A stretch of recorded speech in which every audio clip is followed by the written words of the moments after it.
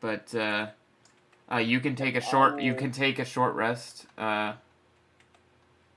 Create another square that threatens the livelihood of the server. That is not what I wanted. But yeah, I wish I was better at DMing because I would do a longer campaign. But like, I'm just really not good at like I don't really. I'm more built to be a player, but everyone wants to be a player, so no one wants to be the DM. So sometimes I'm the DM, but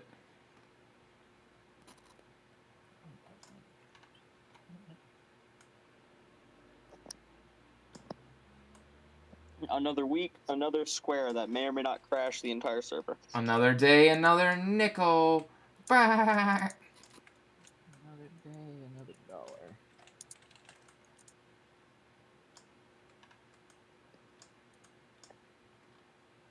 Take my inspiration.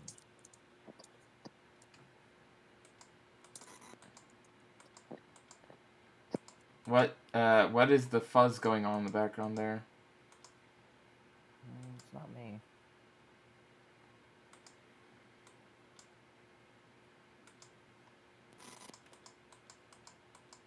Oh, it's Love Psych.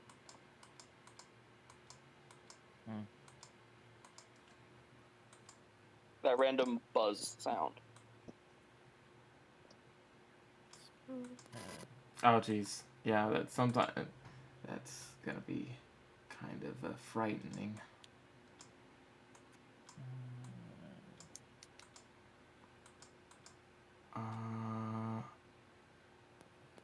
So, last time we left off with golf happening, and people died.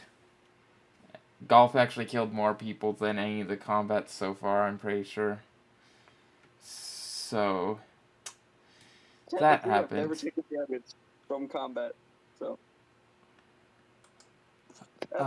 But that's not gonna be lasting long, I don't think.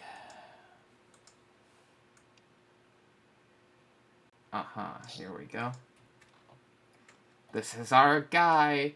Ooh, you're not seeing yet, but I've made something pretty epic. If Picasso could see me, you'll see it when it's time. If Picasso could see me, he'd cry at the fact that I exist. No, if Picasso could see me, he'd be like, "See, guys, this is what I was trying to draw when I made all those weird, surreal-looking humans. He's right there, in real life." In my face is just like cubism or something. When that happens, the solution is to point at him, scream, "You'll never take me alive," and then walk away slowly.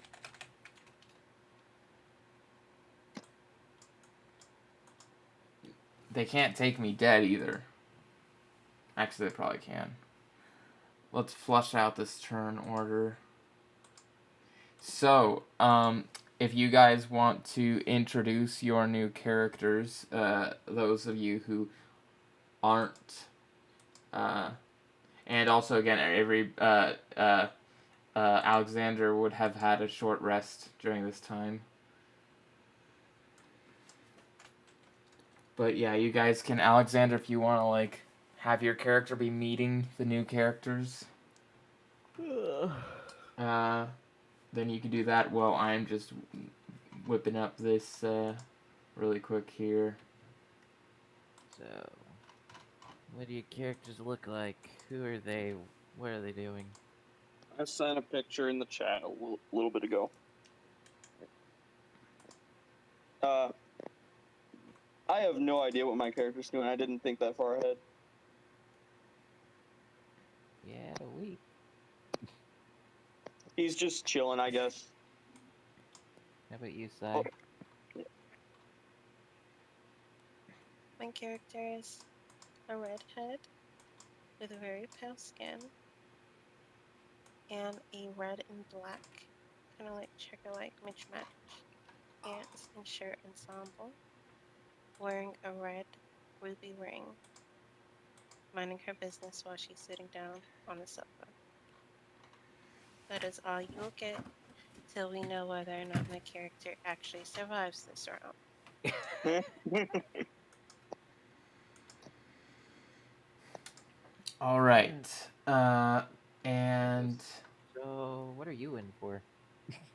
I'm gonna go over to 8th X's character and say, so what are you in for? Give me a second. There's rice in my mouth.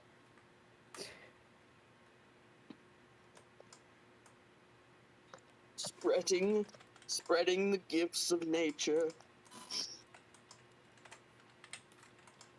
You gotta give me to more the than unwitting. to the unwitting. To the unwitting? Unwitting. And that entails what exactly? If you want to get technical, like poison the water supply of a town with a plague rat. Why? poison is a gift of nature. Disease. Disease is the gift of nature. Survival is life. Or he's clinically insane. I'm trying to convey that. Oh, I'm getting that. I'm getting that. Okay, then. You are Worse also at roleplay. you're also gonna see How's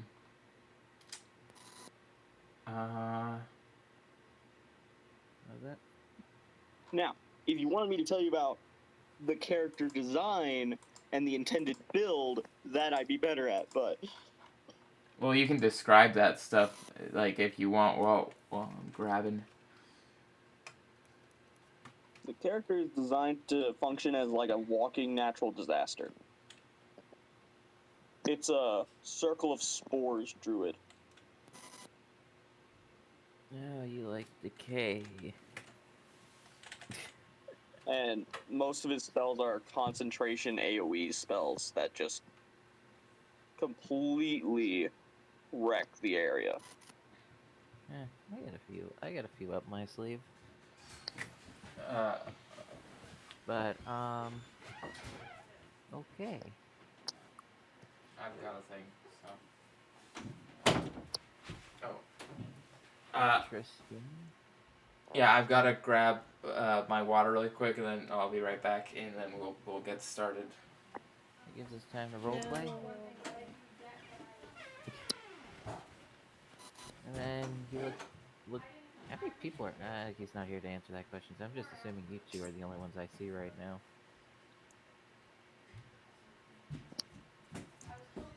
I have no idea what the next. There is someone else in the room with you, but I'll describe them in a second.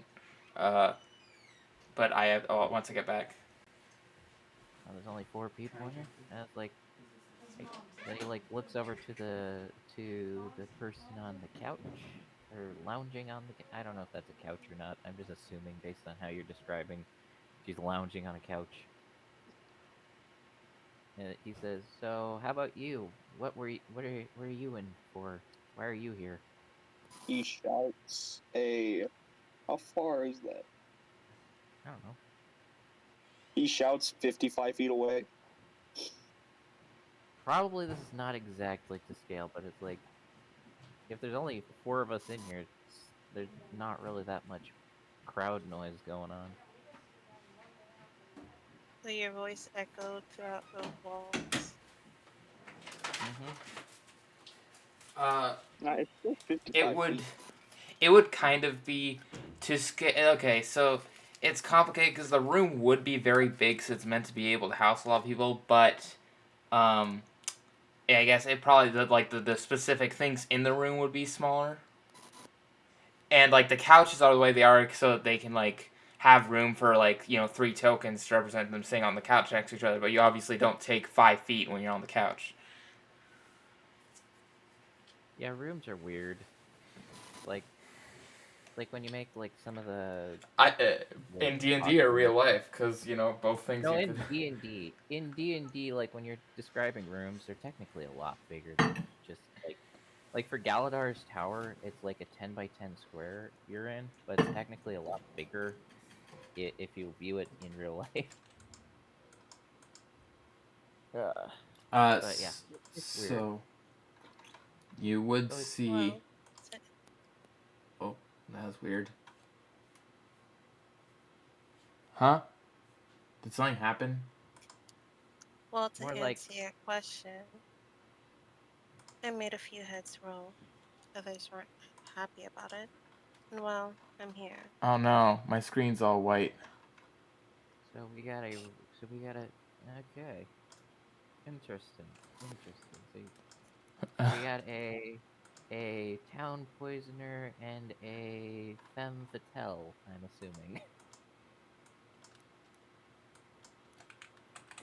Or Queen of Hearts. I don't know. Keep guessing. It's actually a femme fatale. It's just a girl version of Will Ferrell. What? What is that? What? It's You a don't know it's who a that femme is? it's a femme fatale. No, I know Okay, the you need to person, but send I him don't. an image. I I was know the just. person, but I don't get the reference to It's how not. that. It's not a. It's just that because fatale. You said like fatale, like you pronounce it like fatale, and so I'm like Pharrell. I don't know. Okay, I just my sense of humor is kind of nonsensical sometimes. I know. I just timing is okay. Timing is okay.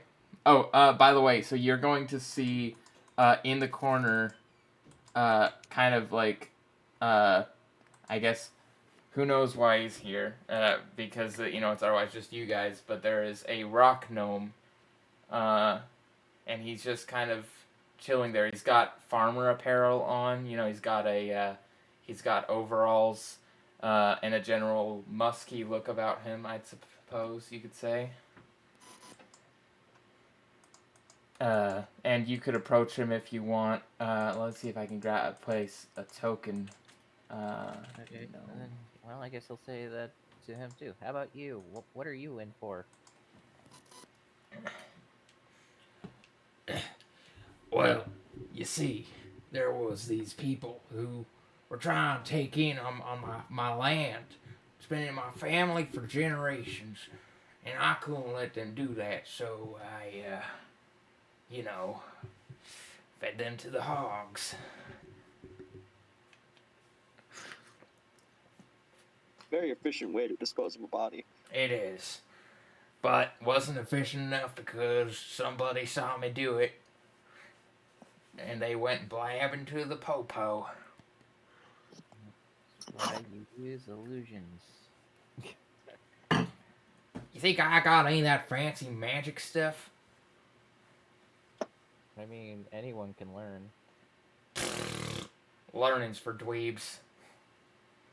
You- Back in my Even day, we didn't learn, we did. Like there's a famous like rat who learned from a chef. People have these racist thoughts about that like, oh, to know we must be smart. It's just ridiculous. I'm not assuming you're smart. I'm just saying. What, do I look stupid to you? You're calling me stupid? Is that what you're saying? No. I didn't say You want to either get in. or. You're just want to get in a. You want us to get in a battle here. And then, right as that is about to happen, the speakers, it's folks, welcome back to the next game of the tournament of the Colosseum of Infinite Entertainment. Isn't that right, Kolford? Yeah, I reckon that's right. No, sorry, that's not. He doesn't say reckon. I'm doing the other guy's voice, kind of. Oops. Yeah, that's right, Shem. This time we're going to be doing something a little bit more traditional, so you say. The timeless, the timeless hobby that is combat. Wow, Kolford, are you gonna explain the rules of this combat? Shem, there aren't really any rules to combat. Just don't die, and if you do, then do it in an entertaining way. We got four the contestants. They can choose to work together to win their combat against common foe, or they can fight against each other to be the last one standing. Either way, doesn't matter to us so long as it's fun to watch. You said it, Kolford. Boy, Kolford, your voice seems to change just about every 3 hours. Okay, anyway, you, all four of you, get... But it hasn't been 3 hours. No, no, the four... every 3 hours of game time, of out of game time. No. Anyway. So about every hour. I don't know. Okay. He's, Colford's a social chameleon. He kind of just, he changes his voice to fit, the newest character introduction. Last time it's the cat, and now it's the gnome. Gosh. I wish they had more examples of gnomes for the basics.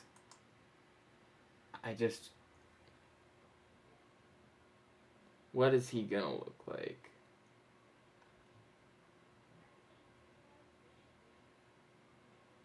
Oh man. I guess maybe this is him. There's always Pinterest. Yeah, that takes forever to look. Oh, that guy looks too smart. Okay. Gnomes are known for being intelligent. Yes, I know. That's why it's funny that he's got -2 to his intelligence. Okay. Ow. He's gonna be. Oh, okay. This works. Gosh, I wish I didn't have to spend the time to upload this. I thought they would just have one on Roll20 for me to use that would be good enough, but I'll just have to upload one really quick here. Upload. So this is his beautiful appearance, if it'll let me. Yeah, there you go.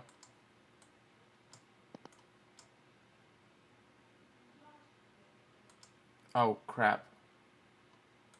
Oh, silly me. I reloaded and it accidentally took me out of the DM. As you can tell, I'm very good at doing my Roll20 systems. Incredible talent. Okay. But seriously, here we go. There he is. See, look at him. That's what he looks like, I guess. Oh, the classic gnome. Yeah, he's a traditional guy. He's actually. It's quite offensive. It's quite ridiculous how these new fancy city gnomes been changing our cultural appearance. Back in my day, we all looked like this. Have you been to Faerun? Like a Dimension of Faerun? Anyway, let's take everybody over, and you all get zapped into this new exciting place, which is the tournament. And I just... Oh no. There you go. How does that look? You can see the circle, yeah. No. What? This is gonna have Fortnite rules, isn't it? Oh no. Okay. I will say I'm actually planning on doing that at some point, but not for this battle. This is just kind of an arena circle, and that is going to happen since you mentioned that, but that's going to happen during a different battle. This is more of a, well, you'll see. This isn't really a free-for-all so much, at least, like, you can make it that way, but there's going to be something that's a little bit more free-for-all-y in the future. No, I was just expecting the bubble the circle to shrink in. Like Yeah, Fortnite. there is one that's gonna do that, but not now. This is Okay, so quite literally what I've been picturing for the past week. and let's just get this. Okay, and we're just gonna have. Suddenly, you see a giant door open. So, okay, so what you're looking at right now is like that original, like I described, that original place you were racing in, where you could look out, like, and off in the distance, like way far out. It looks like there's like stands, but they're like so like unfathomably far away. Like it's like you're in such a huge Colosseum, and this is just a little section of it. Um, and then these are walls, and it's kind of made out of like a sort of, I'd say, like ethereal substance. It's not really like, it's not directly like made of any sort of brick or like something that you'd be used to, and so. But it does, like, one of the walls kind of opens up, and you see it's a giant section of wall that opens up as a uh, as something big walks through, and you're going to see what looks to be a very a large golem that is made of stone, and he's coming out of this area right here. I seem to have lost control of the square. Oh, you might have to draw it again. Because yours is not technically a token, which is what I think is going to be.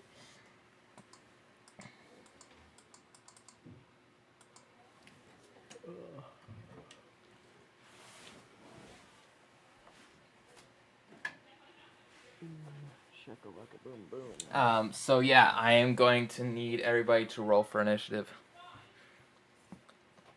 Naturally. Wow, Kolford, One. that is a giant golem. Yes, that's right. It is, Shem. Good observational skills. Well, 21, 12, 12, and does this guy having bonus to his? Yeah, he's +1. Oof. And then as for the golem, oh, yeah, no, the golem has -2. So he's got 11. So, goes before the golem.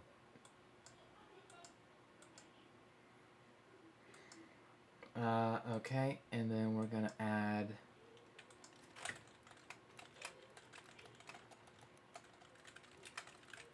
Okay, so Stone Golem, I'm probably going to be resistant to most non-magical damage. Okay.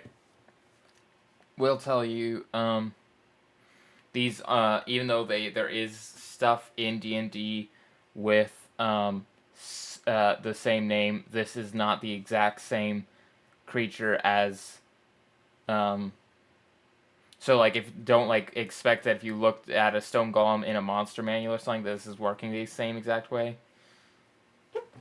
I haven't. I'm just guessing Yeah. because it's made of stone. Yeah. I mean, most golems are resistant, Uh, but who knows what stats he gave the golem. Never golem seen. got 11. And since his modifier is less than size, usually rule of thumb is Yeah. whoever has the higher modifier goes before. And what Love say?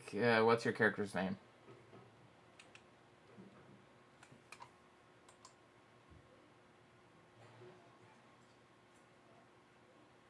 Die. She might have stepped away for a second.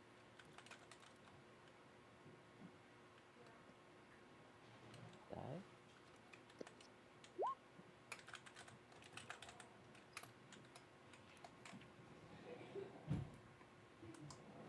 And then Yay! My stuff is working. Yeah, he's got I'm coming. he got 8. Benny Bill Benjamin. Can I ask one question? Is she based off of the Queen of Hearts?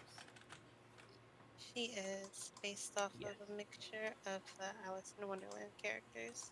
And 11. You will go before the golem. And then what is a Texan's character's name again? Weltus.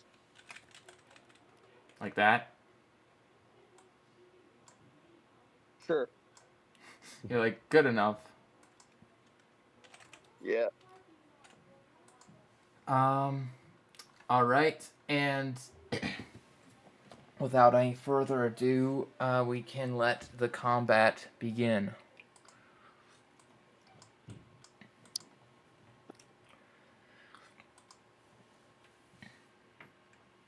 All right. How far away is he? I need to see if I have to move. Probably.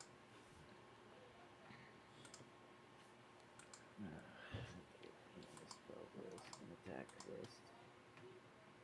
I'm going to start with a second levels. No, I have to get within 10. I don't care. So I'm going to get within 10 feet. Or, no, I don't have enough movement. How far can I go? I can get to there. So I'm going to move there.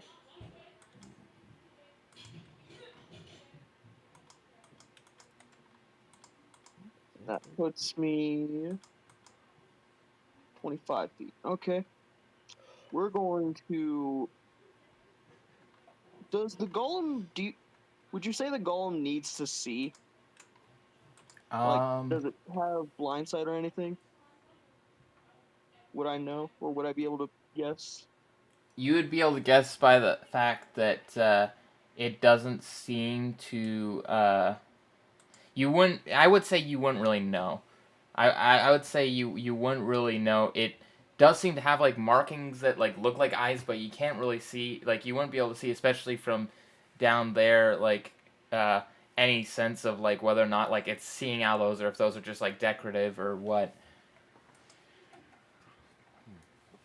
I mean, if you want to do a check, but like I don't know if I'd let you. I don't know what the rules are for checks like that. Do people usually let you players do that for free, or would it cost?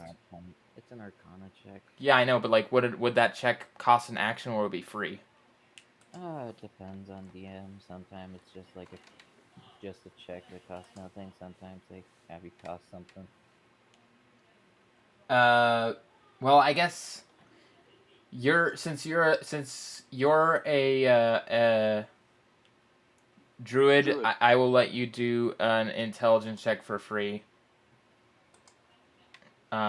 Just whatever you could use. Whatever you could attempt to go Arcana. You could attempt to go Nature. You could attempt to go like whatever. Like what kind of like whether you think this is like a magically. If you think this is a magical like powered creature, or if this is like some sort of strange. I mostly just want to know if it actually like has literal eyes that are being used. Well, it has what looks like eyes, but whether or not those eyes are used to see, I would need you to make a check for. Alright. Nature check. 19? You would think that this golem does look like it needs to use its eyes to see. Alright, then we're going to cast, with our second level spell slot, we're going to cast Blindness and Deafness. Please make a con save. Oof. I hate to do this to you, but this guy does have pretty good on the con saves. I'd assume so. Yeah, it's plus 5. Oh, but he still failed. So he's blind now. all right. And then with my bonus action, I'm going to expend a wild shape to use my symbiotic entity ability, which gives me 32 temporary hit points, among other abilities. All right. Is that your turn? First, let me see if I can actually use... Oh, no, never mind. Yeah, never mind. Wild shape is a action. Why is it an action?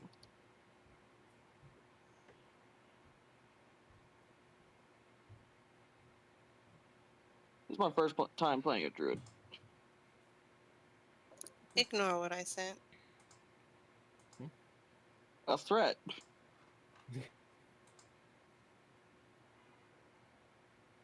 Why are you rolling it? Oh, that's what you meant to ignore.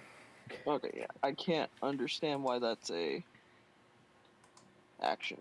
Then I guess I'll use my bonus action to cast Shillelagh. And that's all. I always pronounce it shillelagh. Like, it's a weird word to try to pronounce. My brain will kind of flip flop between Shillelagh and Wait. Shigalag. Or Shillelagh. Do you have a bonus action? Does your triggering your wild shape thing cost a bonus action? No, it was an action, so I didn't do it. Oh, And I okay. just did bonus action Shillelagh. Okay. All right. Well, that's good to know. So he's blind, and that's the end of your turn. Are you gonna move? Did you move already? Yep. Okay. It is Alexander's turn. Get there, though.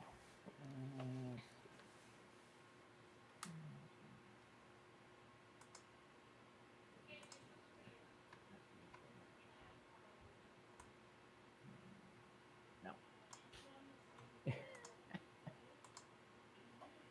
Ah, I should pick more damage and cantrips. I need to see if my Halo of Spores is just active. Okay, Halo of Spores is just always active, so the reason I wanted to set up Wild Shape didn't matter. Wait a minute. Okay, I think I can get there. 5, 10,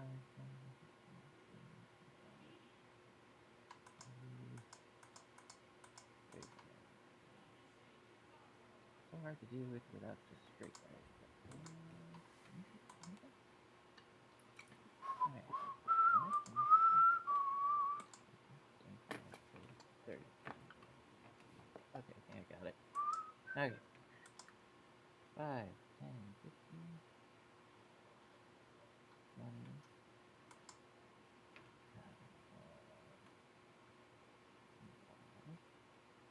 30, 35. I think. Yeah, I can hit his head. Okay, I use Zapping Sting. I need a con save. Con save. Let's see. Okay, it's +5. He's not doing well on the con saves. 11. So, let's see. When you have a +5, but you roll 4 and 6.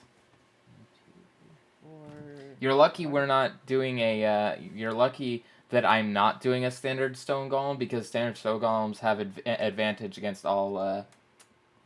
But I decided not to do that for a very important reason that Okay, so if you catch on. He takes 6 necrotic damage and falls prone. Let's see what we He's got already here. blind. So wait, that has no limit on size? Correct. Wow. That makes my next turn plan kind of irrelevant. Okay, so he is prone. Prone golem. Do you like my golem drawing? Isn't that pretty good? Yeah.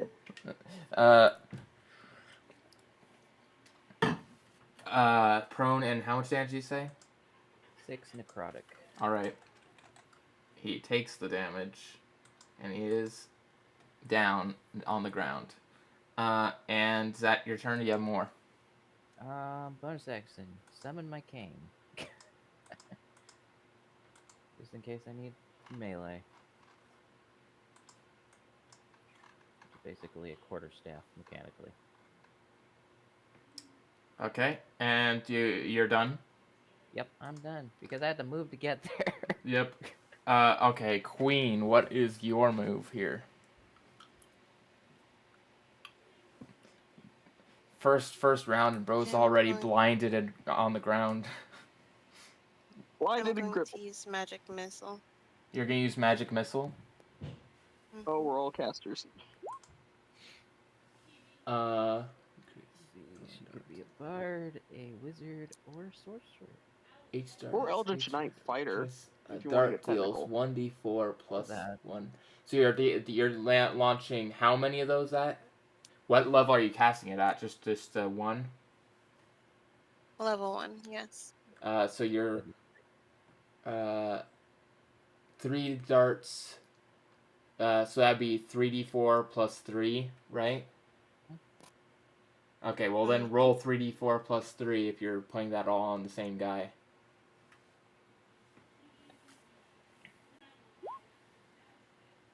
13? 13, yep. Today's DC was calculated with 8 plus spellcasting mod plus proficiency. Mm-hmm. And then do you have a bonus action you're doing? Okay, so that means No bonus action, but I will move forward. Do you want me to, do you guys want me to turn on music? That's something I've been debating, is because, like, we started doing the campaign without music, and because I forgot to do music on the first round, I was kind of just thinking, like, might as well keep it consistent. But I could throw songs in the jukebox to play if you guys want to change to do music now. Music is not mandatory. Yeah, I will be. If I did a long-term campaign at any point in the future, I would be doing music. I mean, you can, like, if you asked, you know, the group I played, the Bugs World, I was very particular in, like, making sure that there was music for everything, and, like, characters had their own themes and everything for that one shot. But this time I just kind of forgot. But anyway, when my groups play, the music we listen to is the Dead Cells soundtrack. it is. Well, I usually pick very particular. I mean, usually it's stuff I like, but also, well, sometimes I make my own music for something. If it's like, if I was doing like a really long-term campaign and like there was gonna be a consistent character, then I would like make my own theme since I am a composer. Uh, but I don't know. Anyway, I have so no bonus actions, that's and it's your annoying. that's your turn, Queen. Queen, you're done. Yes. All right. And Gollum is now going to use half his movement to get up. And then what is he going to do? What is he gonna do? What? Let me look up the blind condition. What? That just gives him. Does it give him disadvantage on all attacks, or right? He gives a disadvantage on all attacks, I think. So, those are hard to And do.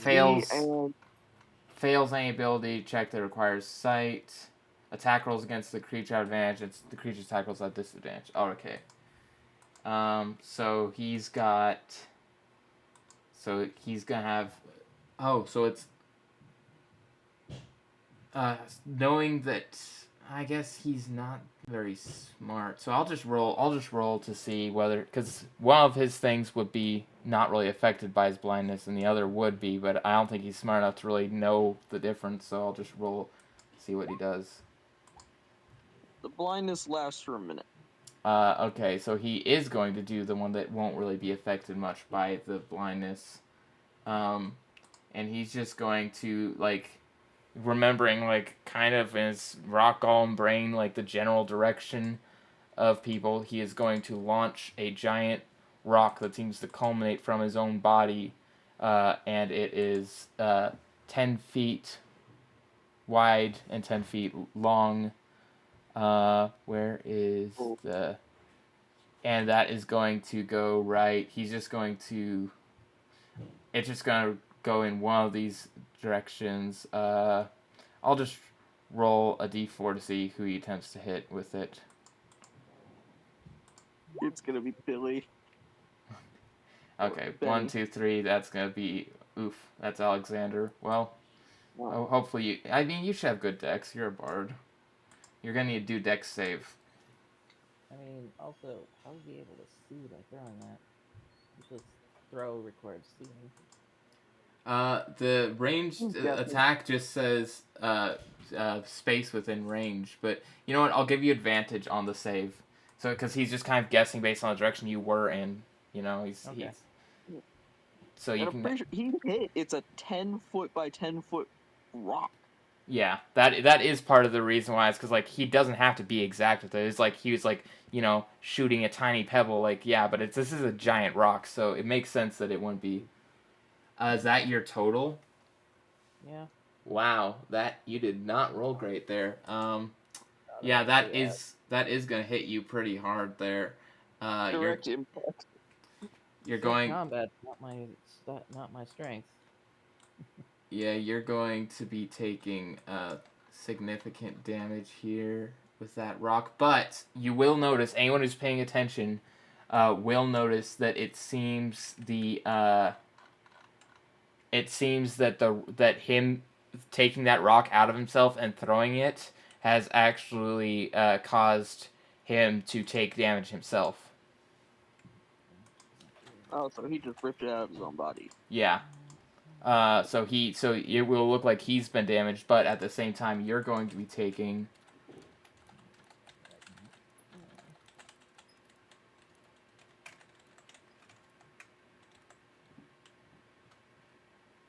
Can't use blight because blight doesn't You're gonna work on take combat. 23 damage. Oof, that's half my health. Almost. Ow. Yeah, that's half my health. Almost.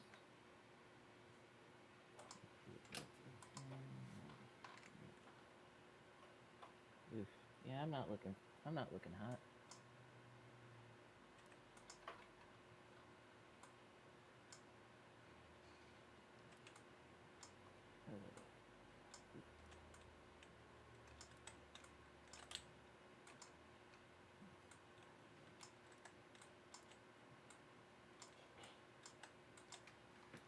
And that's that.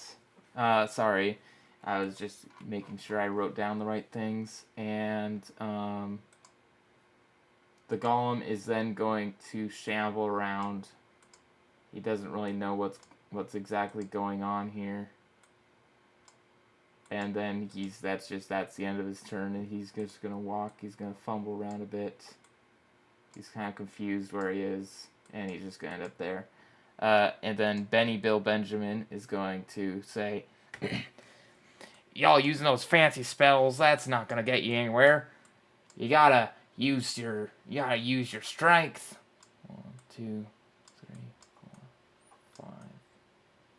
Some of us are not built strong. 7. And then he is going to seeing. What does he?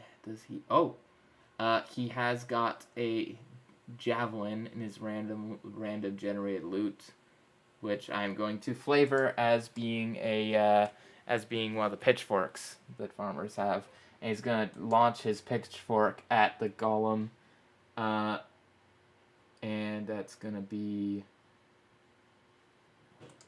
to hit. That's gonna be 20 plus 7.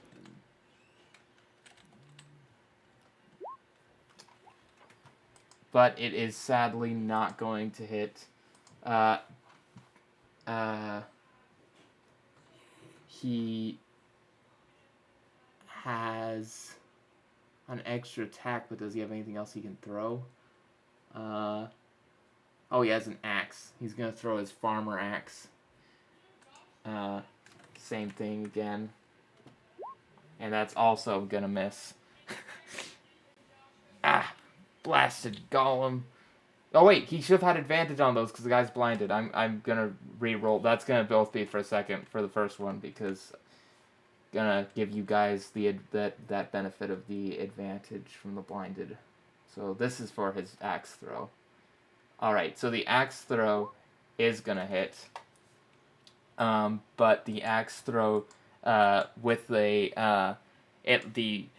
axe that seems to be doing some form of slashing damage does not seem to do very much damage against him. Pretty much, if you were to guess, put a number rating on it, you'd probably say it's doing 25% of the damage that it normally would.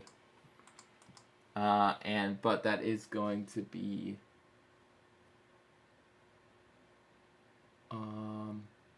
Where is... Okay, I'm just gonna...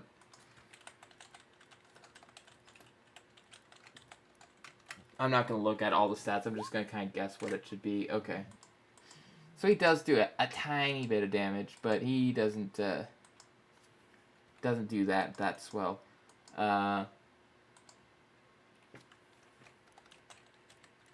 golem does seem to barely notice the fact that he got slashed at. It doesn't really seem to have affected him much.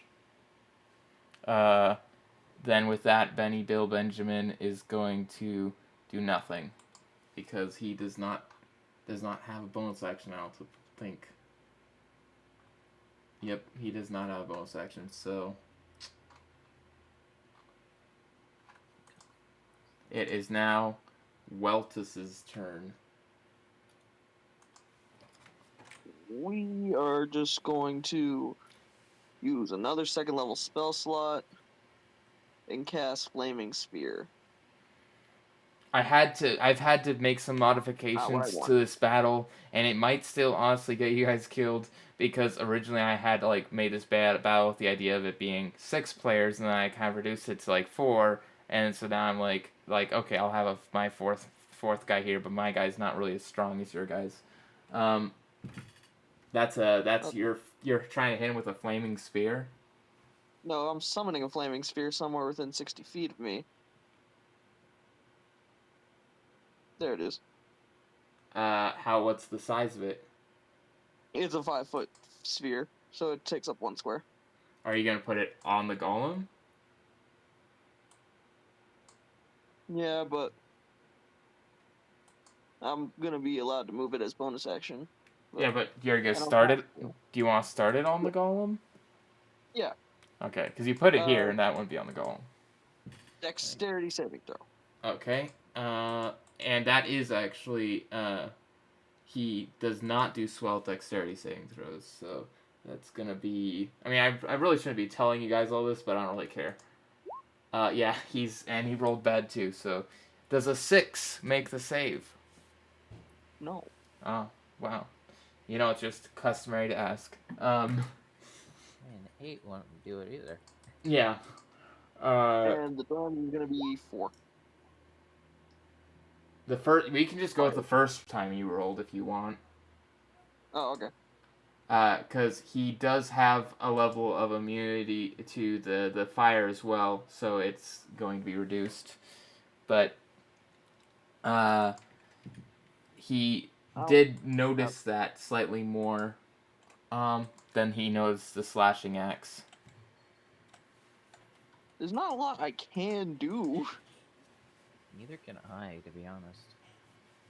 Yeah, my character kind of exists in a state of it's better to just maintain concentration on something. Yeah. And just get continuous damage. And is... Oh, wait, did you have more to do? Sorry, I should have asked. Bonus actions, or whatever. I will waste a bonus action on Shillelagh again. Good for you.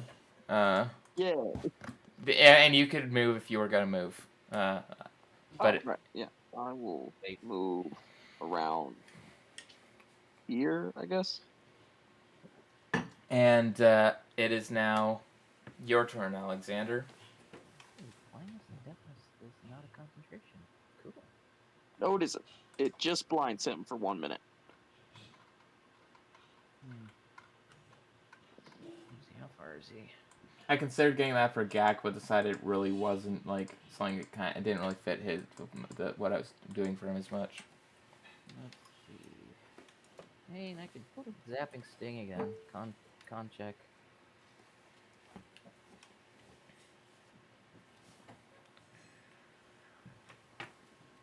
Con save.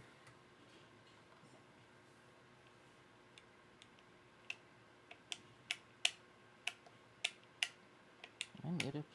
No, you're not muted. What are you doing? Con save? Zapping sting. Yeah, I guess I was so used to, I was kind of expecting a spell thing to pop up on the side. Okay. And that's 2 2s. I accidentally clicked twice. He is not doing well on any saves today. Okay, so 2d4, and he's prone again. he trips over nothing and falls to the ground. What is exactly? What does that thing look like? I gotta look it up. And also, by the way, what does the flaming sphere, like, what does it do? Like, does it, like, do damage every turn, or does it do damage once a round? What is... It's when it's summoned, and also any creature that ends its turn within 5 feet of it Okay. also takes damage every time. And... What's my action? So, wait, so what type of damage is this? Fire. Oh, mine is necrotic. Oh, yeah, okay. Good. So you're not... It does seem that necrotic, for whatever reason, it doesn't have a vulnerability to it. It seems to just take the normal damage. I mean, yeah, most inanimate objects. Yeah. Yeah, it seems kind of weird to think about, because necrotic, I kind of think of, like, draining life, but then it doesn't, like...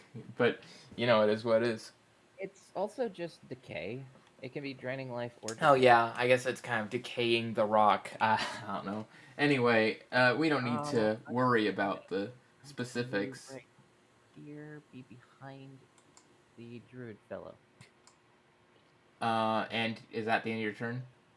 Is there any, like, bonus action I can do? I'm looking here. I could try to heal myself. Do I want to heal myself?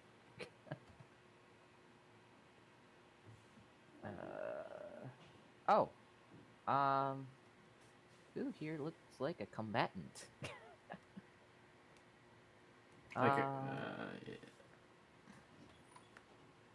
I forgot, I have Bardic Inspiration, so I can give someone that as a bonus action. Druid looks like a caster.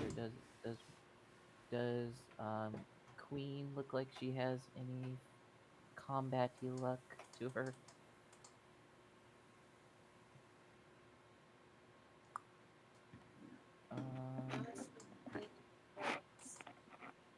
Was that? You sound far away. Sorry, I kinda am far away. Honestly, Queen could care less. She is mostly focusing on range damage because she's not going anywhere near that thing. Okay. Here, Druid. Have some words of encouragement. You can do this. Your flaming spear is awesome. Nice. You got some bardic inspiration there, my friend. Or colleague in arms. I don't know. Are we friends yet? And that's the end of my turn. All right. And then, so, Queen, what are you doing for your turn? If I knew that, I would give you an inspiration. A frigid beam of blue-white light streaks towards creature within range. Make a ranged spell attack against the creature. You need to make a ranged spell attack.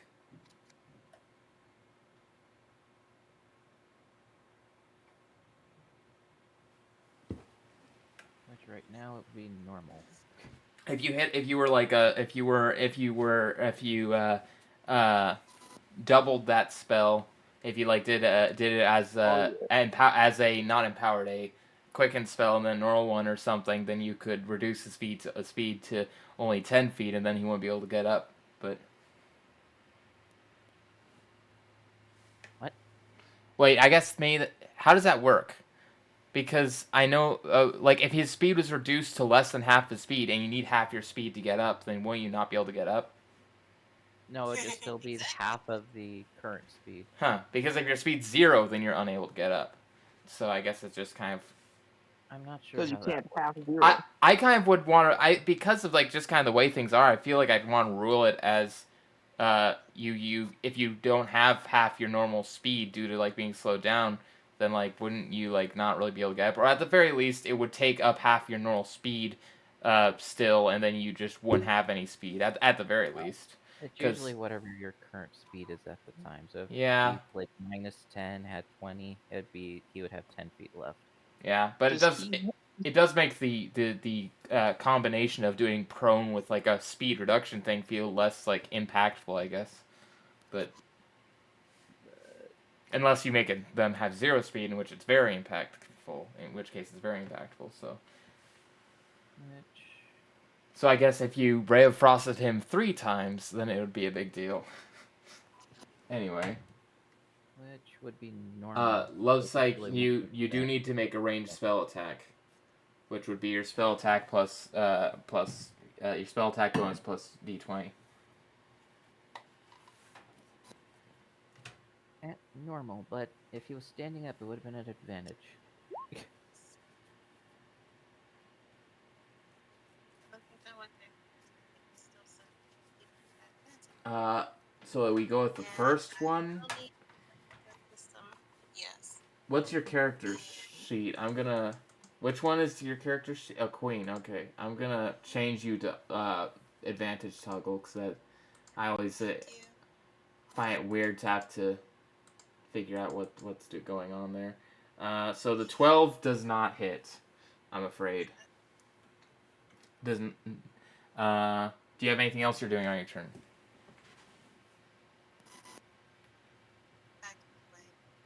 What? Backing away. Backing away. Okay. You should have advantage, and you rolled a 12. Yes. No. Oh wait, I She, do have advantage. no, you don't have advantage because he's prone. It's a ranged attack. Ranged attacks have disadvantage against prone creatures. Yeah, so so it Blindness. would be normal. It's It from the would've been blindness. but the blindness gives her advantage, but the prone gives her okay. disadvantage, Yeah. so it's normal. Things get disadvantage on ranged attack when prone. Yep. I didn't know that before. It actually makes prone can actually be a useful condition to do on yourself intentionally if you're like trying to avoid like being sniped or something. Yeah, but if you have a melee guy near you, you got advantage. Okay. Yeah. So that's what I'm saying is like you could be prone like in the grass if like you're sneaking up on like a castle or something you didn't want to get shot with a bow, but if someone walks up to you while you're prone, you're kind of in a bad position. And that makes sense. They should I make hadn't encountered that before because most of my parties we just knock things prone and then curb stomp. But, Yeah. No. That's usually what it does.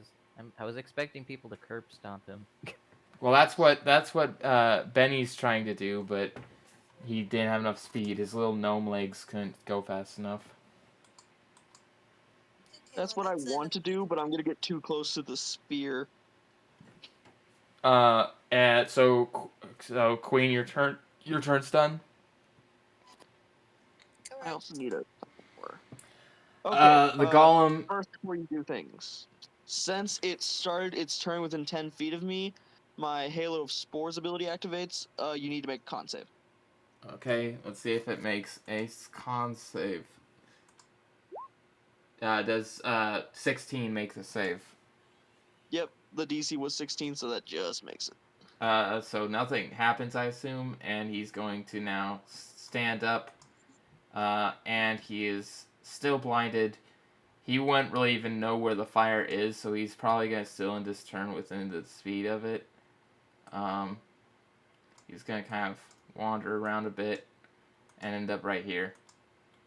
And Oh, no, it doesn't matter. he is now going to, once again, with his, in his blinded state, kind of guess where, like, the last thing that hit him with an axe came from, and he is going to try to attempt two of his slams with both of his fists against a little gnome guy, but they'd both be at disadvantage since he's blind. But it is a +8 to hit, so let's see what he does there. So this is the first hit. That first one is going to hit, and the second one is also... Wait, the second one's also going to hit. On disadvantage? Yeah, because he's got a +8 to hit, and both those ended up at disadvantage, being over little dude's AC. Okay, yeah. And he's going to smack down 2 giant stone fists that do this much. I'll just roll both the damage together.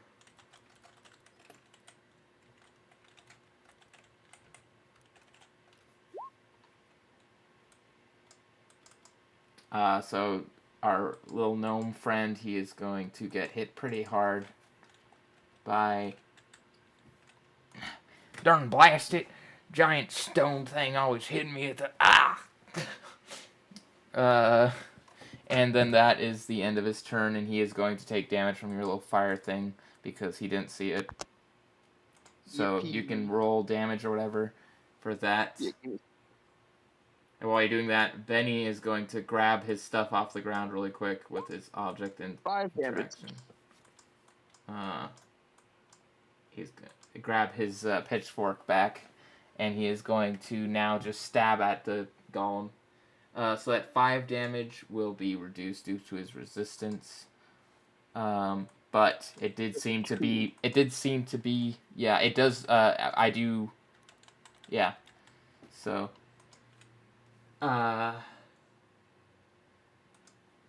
And he's... now, Benny is going to go... Take this, you stupid stone thing. Stones should be not moving. And he's going to jab his pitchfork at him. And that is going to be advantage since the stone golem's blinded. And he can do both his attacks now, so he's going to be able to be a lot more helpful now. So let's see at how much does he get? +7 to hit.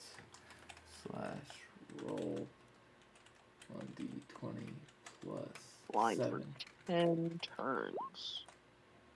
This is the first hit, which the first one was the advantage, so 24 is going to hit. Ow. And the second one is also going to hit. Those were advantage, so that the lower rolls of those two you don't have to worry about. Yep.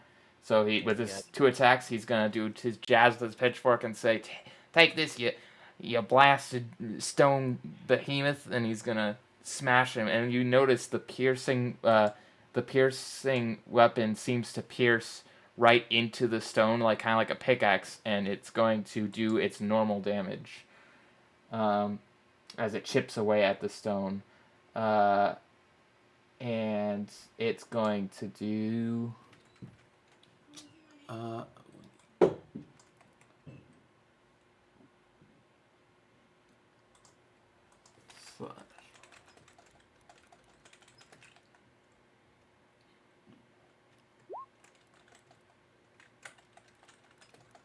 First hits and second hit. That's 14 total. And it seems to take all that damage. And then Benny Bill Benjamin's going to say, take that. I reckon this thing doesn't like the being pierced into the chipping off its dang old stone bits, as little bits of stone are being chipped away from it. That's what he's gonna do, and it's now Weltus's turn. Well, I'm incapable of doing piercing, so that's a later issue. Yeah. So first I'm gonna use my action now to actually use my wild shape, but the symbiotic entity that I tried to do a while ago. So that gives me 32 temporary hit points.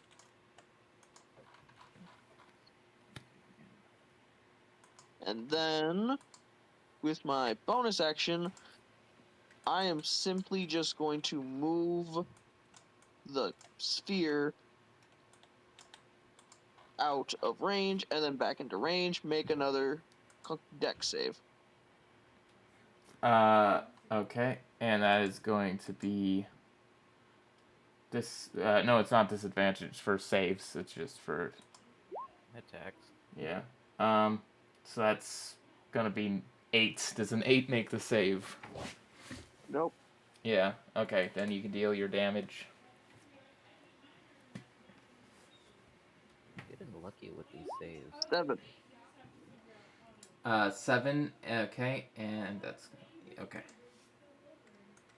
Again, it doesn't seem to do an awful lot of damage, but it does seem to do a little bit as the stone kind of melts a little bit. It's gonna add up. Eventually. Do you have anything else you're doing? Okay. Well then, in that case, it is Alexander's turn. Same verse as the first. I need a con save. Okay. Con save. Well, it had to happen at some point. Does 19. Let me check. I'm pretty sure it makes the save. Yeah, I'd assume so. I think I have a 15. Yeah, I have a 15. So yeah, it makes the save. All right. So this time he is not going to be hit with that. See, Queen. Yeah, she's definitely in range. Give inspiration to Queen. Okay. And is that your turn? You can move if you want. I'll take 5 more feet back. Okay. Queen, it is now your turn. And remember, you can use the inspiration at any time, even after the roll. So you don't have to spend it right away.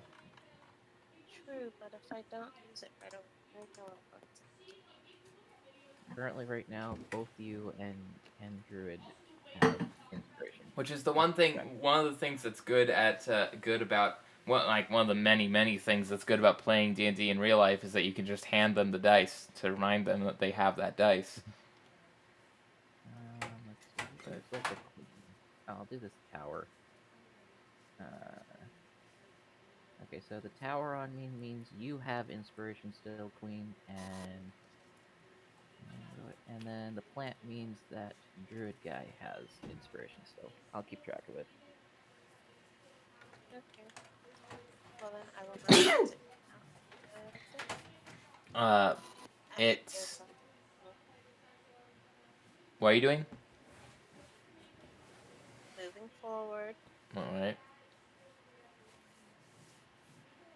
That'll do. Magic missile. Okay, and do your magic missile. Do you want to roll your magic missile damage? I think if I remember correctly, last time it's more than you're doing more than one though. You get 3 if you're doing it at first level spell. It should be 3 of those. Might I also remind or say that it's 120 feet range, so you don't have Yeah. to get closer for it. And that the stone golem seems to feel all of that force damage as the Actually, that was +3 if I remember correctly.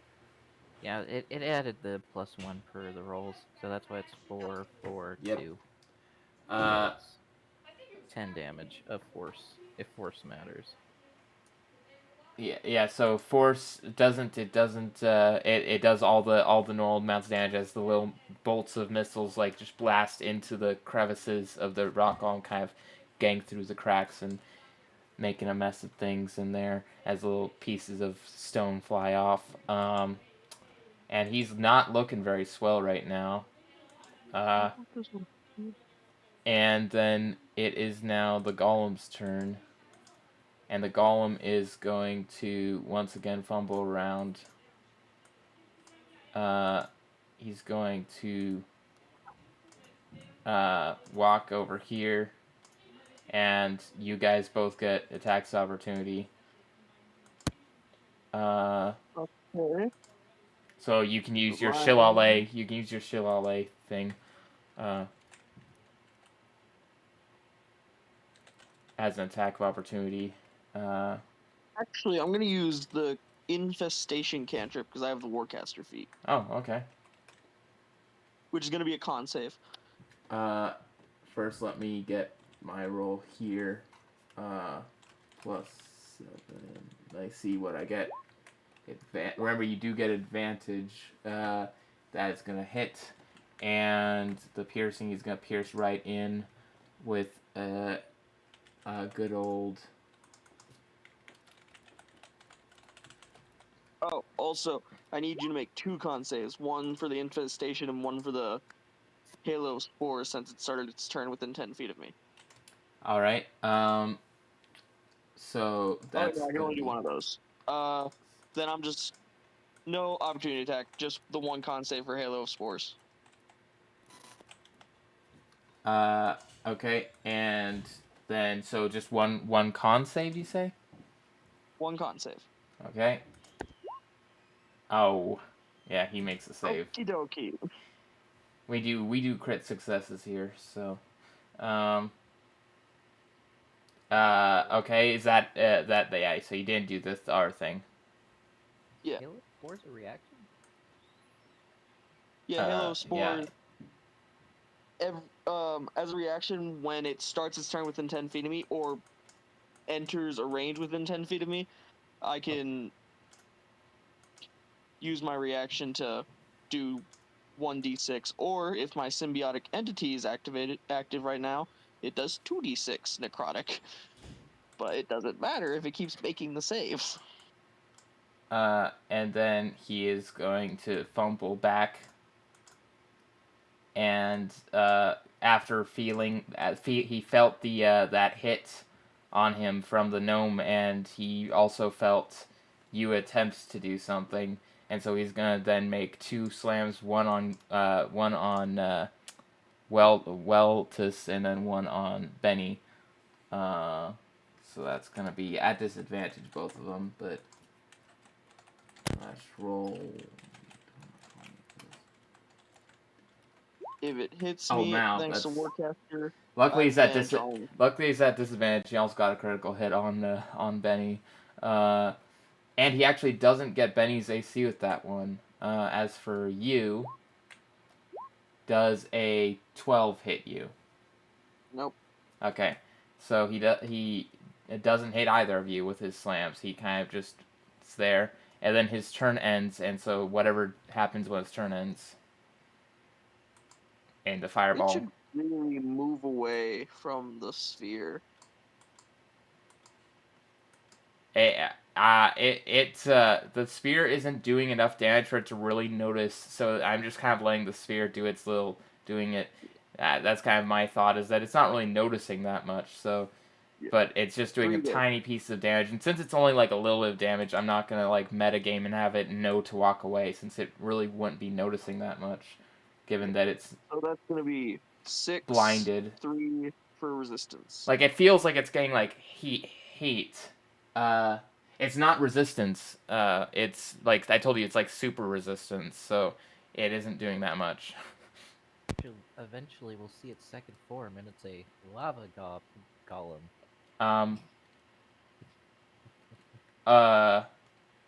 Well, it's not a lava golem. No, I mean it will take so much fire damage it becomes Yeah. a lava golem. Well, it's not really taking that much damage from the thing, but it does take a tiny bit of damage from your fire. Like I said, it's doing a tiny bit, but like I said, its resistances with the stuff is a super resistant. I said it's been taking like 25% of the damage about. So I've been kind of like if you like when you got the 7, I kind of rounded it up a little. I rounded it up to 2, even though you normally round down. But it's not, just like, you know, it doesn't seem to be doing an awful lot of damage. It would be funny if that's how it dies, though. Anyway, Bill Benjamin is going to take his turn, and knowing what he has to do, he is going to gosh. See, if I'm playing the character,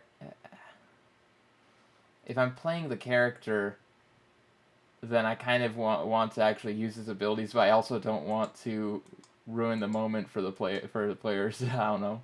Do what the character would do. All right. So knowing the character, he is going to, knowing that this is kind of his moment, he's gonna go, take this, y'all stupid stone statue, and he's gonna do an action surge and result in 4 attacks. That's so all of them at advantage here. So the first one is not going to hit. The second one is going to hit. The third one is going to hit. And the third one actually should get a critical hit, I'm pretty sure. Doesn't the champion get crits on 19? Yeah. Okay, so it's actually got 2 crits and 1 hit. So that's going to be, I'll just roll all the damage he's doing with his just sporadic stabbing, with his just kind of stabbing over and over and over again with his pitchfork. like he's part of a mob. And that is going to in total be. I'll just add up all of the dice. 4 plus.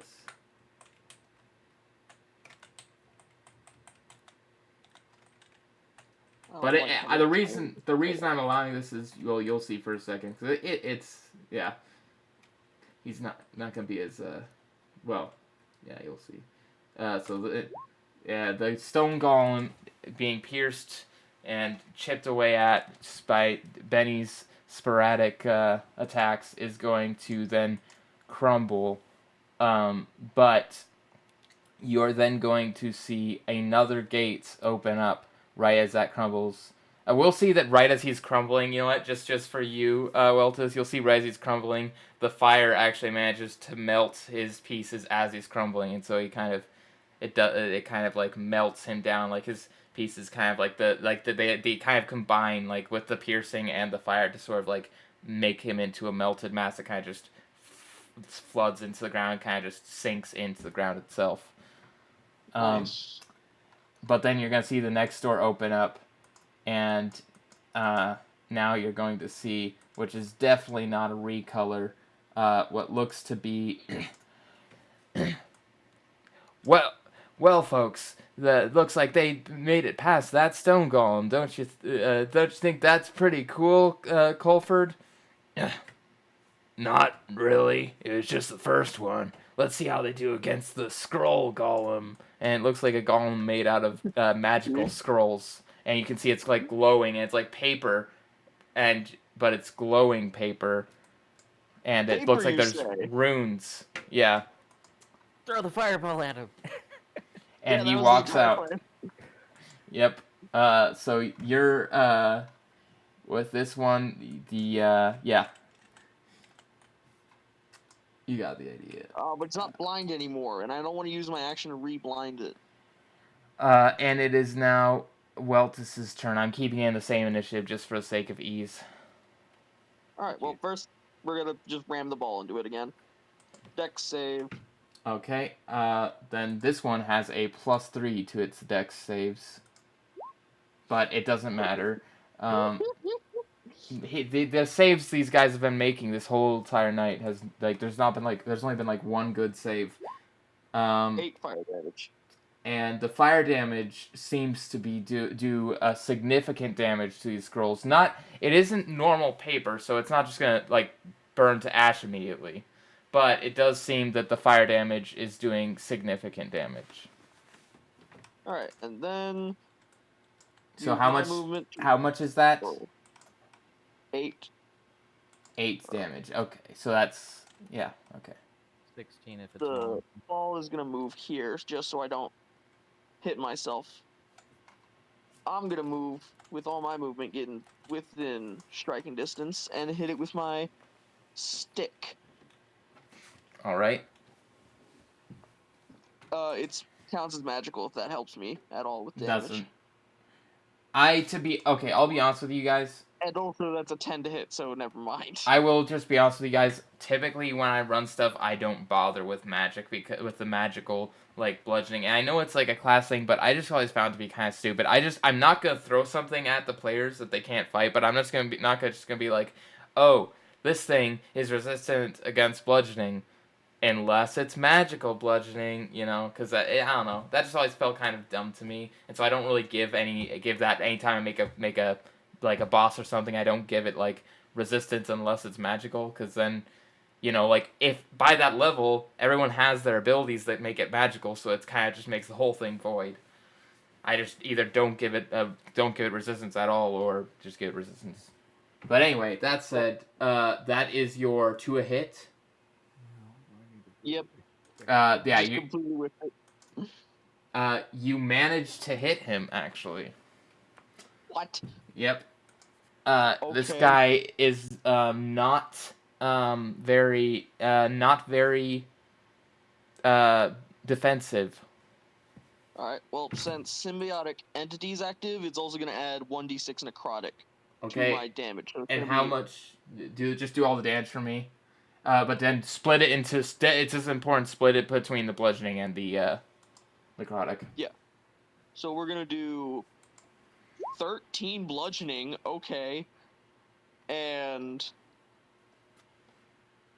wow, okay, max damage on all my dice this time, and 6 necrotic.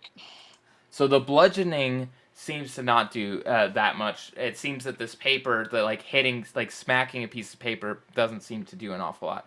But the necrotic does affect it as normal, and again, it's not immune to the bludgeoning, but it's just... The next golem's gonna be iron. This is rock paper scissors. My brain thinks. I was gonna make a Get statement. never gonna guess. Who knows what it's gonna be? Who knows? I was gonna make a The joke. next Like, use scissors on it. Oh next gosh. golem's gonna be made of scissors. I did not know you guys were going to catch on this quickly. I mean, paper golem kind of gave it away. It's a scroll golem. Thank you very much. It's Hey, flammable and a stick doesn't work on it. And what? Okay, so that's 6. Let's put down that, and then that one. That's gonna be okay. Oh, a nice even number. Okay. And then that's the end of your turn. Yep. Okay. So this scroll golem, yeah, Anyway, Alexander, it's your turn. Okay, diagonal. What? Should be in range. I think that was the square I wanted. Yep. I'm just gonna keep using zapping stings. I need a con save on that one. Con save. Let's. Yep. Okay. This one does not have as much con, but it still has decent con. All you need to do is beat a 15. And no, it does not beat that. I don't think I've rolled a single good con save despite all these guys having high con. You've beaten the con saves a few times. Okay. I've beaten one save. I've beaten like one save total. Necrotic and prone if it's not immune to being prone. You've beaten 1 sapping sting and 2 halo of spores. And then That means I have a 75% success rate. it does I have a not 0. have. It does not have that against being prone. What did you? So 6 damage. What 6 kind? Necrotic. Okay. Necrotic. That does all of its intended damage. Oh, so we just went through that quick. Bardic inspiration. So that's the end of your turn. Okay. And then Queen, it's your turn. Dancing. I always want to sing Dancing Queen. Right. Every time I hear the name. Queen.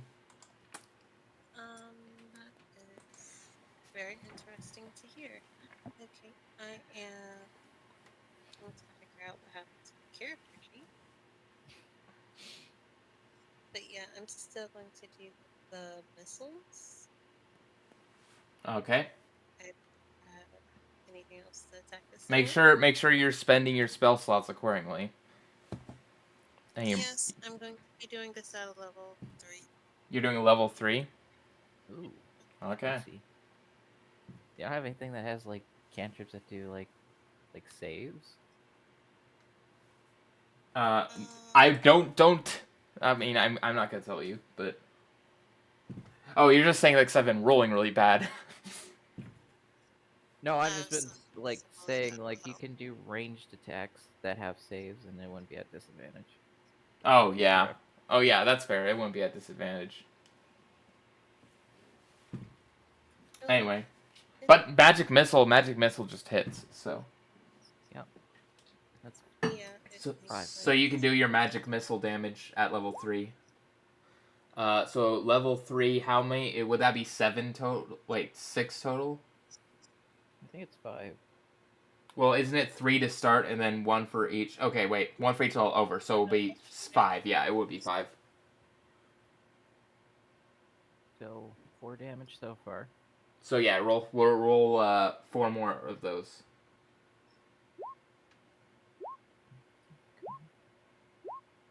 Okay. That was 16. That's 24.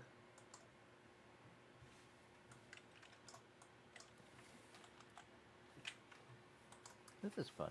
As his paper gets blasted a little bit. And then now, do you have anything else you're doing? Nope, that's the end of my turn. Okay, the golem is going to get up, and then you're going to see the paper sort of wisp around in the wind as it moves, unable to provoke attacks of opportunity. Oh, it's that kind of Con enemy. save when its turn starts. Because Halo spores. Okay. And that's going to be con save. Cool. No! It takes 2d6 necrotic damage. No con save seems to ever. I mean, I guess a couple of them have, but I've just been rolling so bad for these saves. 9 necrotic damage. 9 necrotic. Okay. That is gonna be doing all of its normal damage that it should be doing. Okay, and then it is now going to do its attacks. So the first thing it's going to do is it's going to fling a sheet of paper onto you two, and a 15 by 15 sheet of paper is going to fly out. A scroll of sorts, because I mean, it's not paper, it's a scroll. It's not rock, paper, scissors. No. Yeah, piece of paper is going to launch out and cover the rock, so to speak, which is you two. And you're both going to need to make a dex save. I'll just draw the piece of paper. So can I do anything to counter that? I don't think I have any spells that can help with that. That is not the color of a piece of paper. I will fix that. Or is it? It is scroll colored. It is a scroll colored piece of paper. Can you blind this one too? Uh, Okay, here we go. It could have been construction paper. players when they it's a scroll, so it's kind of scroll colored. Me when the scroll's written on the construction paper from the dollar store Please save using crayon. me. Okay, both me and the orb are still in range. Times when I wish I could use my own inspiration on me. And Dex for our little Benny buddy here, he's gonna make the save. So he's gonna be out of this. And you are grappled.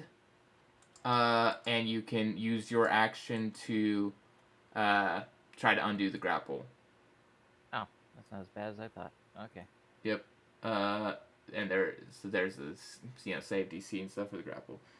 This one takes somatic. Snap.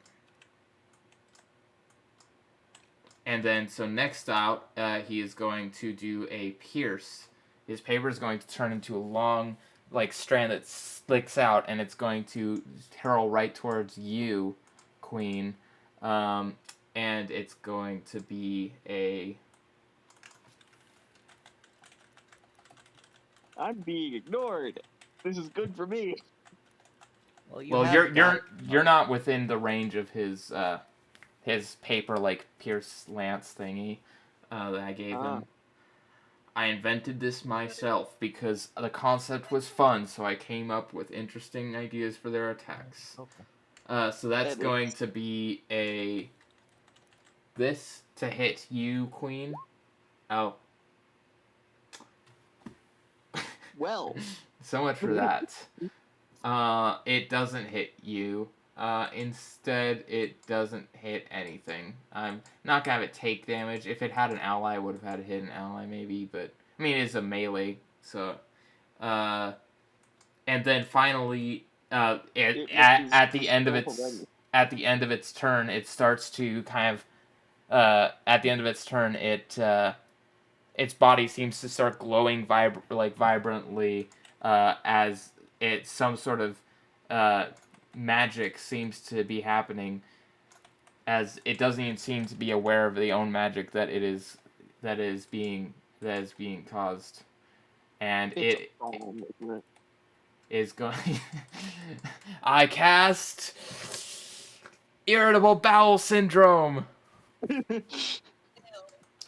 No, and it is going to target it's gonna feel this magic pulsing through, and it's going to just, like, kind of glance around, and it is going to see, I'll roll a d3 to see which of you it... The druid's not getting any love over there. Yeah. You know I what? have 107 hit points right now. I can take a hit. Okay, you know what? You want to take this? You could take this. You are going to feel something, some sort of magic, trying to trigger some sort of change within you, and you are going to need to make a... Wait, let me just double check which kind of save this is. I'm pretty sure it's wisdom. Yeah, it's wisdom. So you're going to need to make a wisdom saving throw. Remember, you have bardic inspiration. And a +8. 25. You managed to shrug off. You managed to shrug off what seemed to be some sort of spell. I'm not gonna say what it was. Really? And then now it is. That is the end of its turn. I mean, with the context you gave, I'm assuming it was polymorph. Yeah, it was. I am a genius. It would have been funny if you failed, but. I was using my own move against us. And now it is going to be Benny's turn, and Benny is going to see him, and he's gonna go. Well, I never thought I'd be fighting paper before, and he's gonna run up and he's gonna jab it again. Oh. Nope. That was the admin. The That was admin just- joined and then left. Just an observer. We're all here.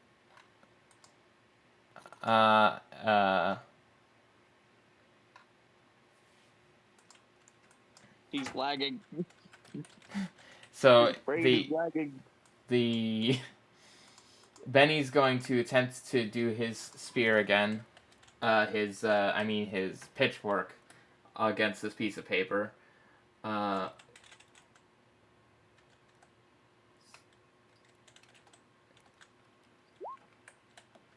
and he is going to get a critical hit. But sadly, the piercing doesn't seem to work as well on this guy. Have you ever stabbed a sheet of paper? It's not that hard. Yeah, but it's just a hole in the paper. It doesn't really impede its functioning. So it does create little holes, but it doesn't. Now, if you create the holes in a line, you're effectively just cutting it. Yeah, that's slashing. That's what slashing is. If you poke a hole and then cut upwards. At that point you're basically just slashing it, okay? That's my method of explaining this system of forced rock paper scissors mechanics. Since none of you guys are playing martial fighter classes, it doesn't really matter that much, but I'm gonna have my guy apply my clever things to it. Marshall is the backup, don't worry. And, well, I mean, it's not going to matter after this one, but, I mean, it might, there's going to be more fighting, but, well, yeah, I'm going to get curb stomped by the Iron Golem if an Iron Golem is coming. 6 plus 4, so double. Yeah, I was about to say, are we prepared to fight scissors? I'm only assuming it's an Iron Golem because that's the only golem 12. I can think of made of metal. Here's the thing, it might not be a traditional golem. It could Yeah. even be one of the spider constructs, who knows? 12 is, okay, and that's going to be, it's not going to take the full damage of that, but it's going to take a tiny bit from that. And then he's going to. I'm gonna have him make an have Benny make an intelligence check. He's gonna think really hard. He's gonna go, "Why isn't this working? It worked on the last one." And he's gonna make with his -2 to intelligence. And he's not. He's got a 1. I just can't reckon why this won't work. And he's just gonna do another with his extra attack. He's just gonna do again with the. But it is gonna hit again, and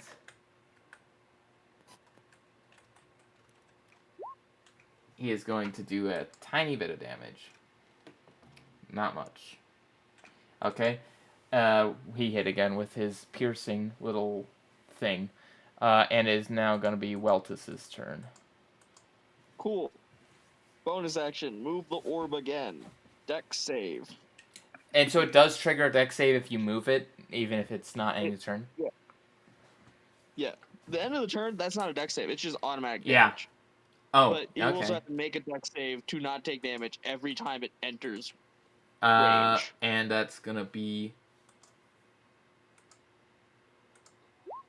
Oh my gosh. Oh, Another low 2d6 roll. fire damage. Roll your fire damage. 10 damage. Oof. Yeah, it's starting to... The paper of the scroll golem is starting to crisp with that one. That I'm gonna move into my range with my movement. And then I'm gonna try to hit it with my shillelagh stick again. Does a 24 hit? Yes. Alright, that's gonna be 12 bludgeoning and 5 necrotic. Alright. And 5 necrotic, that's going to be full necrotic damage. Nice. As you see papers of it starting to get like burnt up a little bit and starting to erode, like they're being like broken down by like aging and mold and stuff. Wait a second. Before I pass my turn, just out of curiosity, since it's made of plant, because it's paper, what would happen if I casted Blight? It's not made of plant. It's a scroll golem. It is made of magical scrolls. I mean, and I guess that would be. I guess I could look into how other people have ruled whether or not a magical scroll counts as a plant. I don't think most people would, because that's. No. Eh, Construct. worth the shot. I like where your head's at, but you're already kind of creaming this guy, so. Yes, my mere presence is supposed to damage everything around me, so. It is now. Is that the end of your turn? Yeah, that's all I can do. I was just asking a question. So you can try to escape that with a action, or you can just stay there. Oh, sorry, and I meant to say you are it's not just grappled, it's restrained. I misspoke on that part because you're being covered by this. So Okay, so it's grappled and restrained. Yeah, that's what I meant. Grappled and restrained. I just saw grappled and restrained as like, oh, grappled, but then I for some reason didn't think to say, because I was like, wait a minute, that doesn't seem right. And I went back and looked. I was like, that doesn't seem right. He can still just do everything, but he just can't move. That's. I was gonna say that because Yeah. I'm thinking I could just. Well, I don't think he's in range of like any of the things I wanted to do anyway. But Grappled and restrained are effectively the same thing anyway. restrained, you just have. Nope, he's not in my range. And so you could attempt to use your action to break out of that grapple and restrain. Let's see, attacks against a creature, disadvantage and dex saves. Yeah, okay. Bonus action. I turn my cane into a sharp slashing object to just cut my way out. All right. I'll just let you. Get it done. I'll let you. If you do that, I'll let you just use your action to just cut it off you. Yep. That's kind of what I was expecting. But yeah, that's what I do. I use up all my turns. If I was a crueler DM, I'd say, actually, it's magic, and so therefore, the magic paper it has an AC that you need to, but like no, you're could have me. underneath it. Yeah, I'm not gonna make you make an attack roll. It's on you, and you're just cutting on you.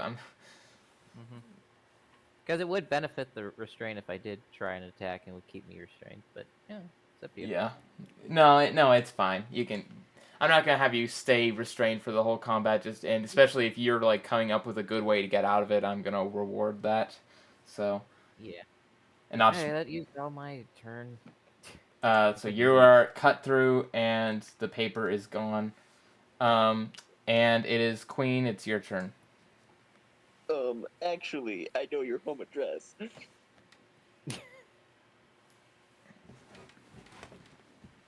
Queen. Love Psych. Dancing Queen. Uh-oh. We can't hear you right now. Hold your horses, sir. Hold your horses. Well, it's just when you take a while to respond. You just get a little scared. Just You- a little. And that is okay. You're going to hit that. That will hit. You can roll damage. Oh, a sickle. Maybe a sickle. That'll work.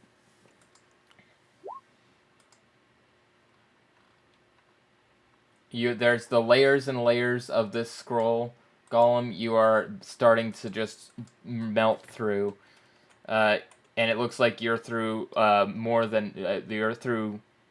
I'm not gonna give an exact, but you're through a lot of its layers of scroll. It's less than half at HP. It's more than less than half, but I'm not gonna say exactly how low it is. Because partially because I haven't been remembering exactly where it started at. I just know it's taken a lot of damage and it's not doing swell. Let me scroll back through. Should we be worried? Anyway. Are you asking my character that? Is that the end of your turn, Queen? No. Question. Okay. The first character came out through over here, or Golem. This one came out through over here, right? No, it came out through like here and then like ran over there. It was in the same general area. Okay, full disclosure, I haven't like exactly planned where they're coming through. I just kind of just put them in. Just so that like don't They've all been coming from the same spot. They've all been here. Well, no, the first one last turn. Well, the first one came here and then the second one came like up here kind of. But the doors, the walls are kind of just able to open up wherever. Like it's like I said, it's like kind of like an ethereal thing. It's not really like a it's not like old fashioned where there's just a gate over there. It's like walls just kind of open up and things just come out. Okay then, that's end of my turn. The golem is, I assume, gonna take damage from your thing as it flips up in the air and into its little jet form, and now it has all of its movement, and it is going to go. 1, 2, 3, 4. Con save when the turn starts. It's going to end its turn right just out of range. No attacks of opportunity as it lands right here. Yeah. Make the con save. Yeah, I'm going to. I'm just deciding where he lands. Okay, I will not be forgotten. Do not help him. That is within range. Okay, con save. That's a 15. Does that do anything? No fails. Okay. Oh, thank you. 2d6 necrotic. Okay. Oh, that's not too bad. You rolled pretty low there. I mean, I guess that's not. No, I guess that's not that low. 2 and a 4.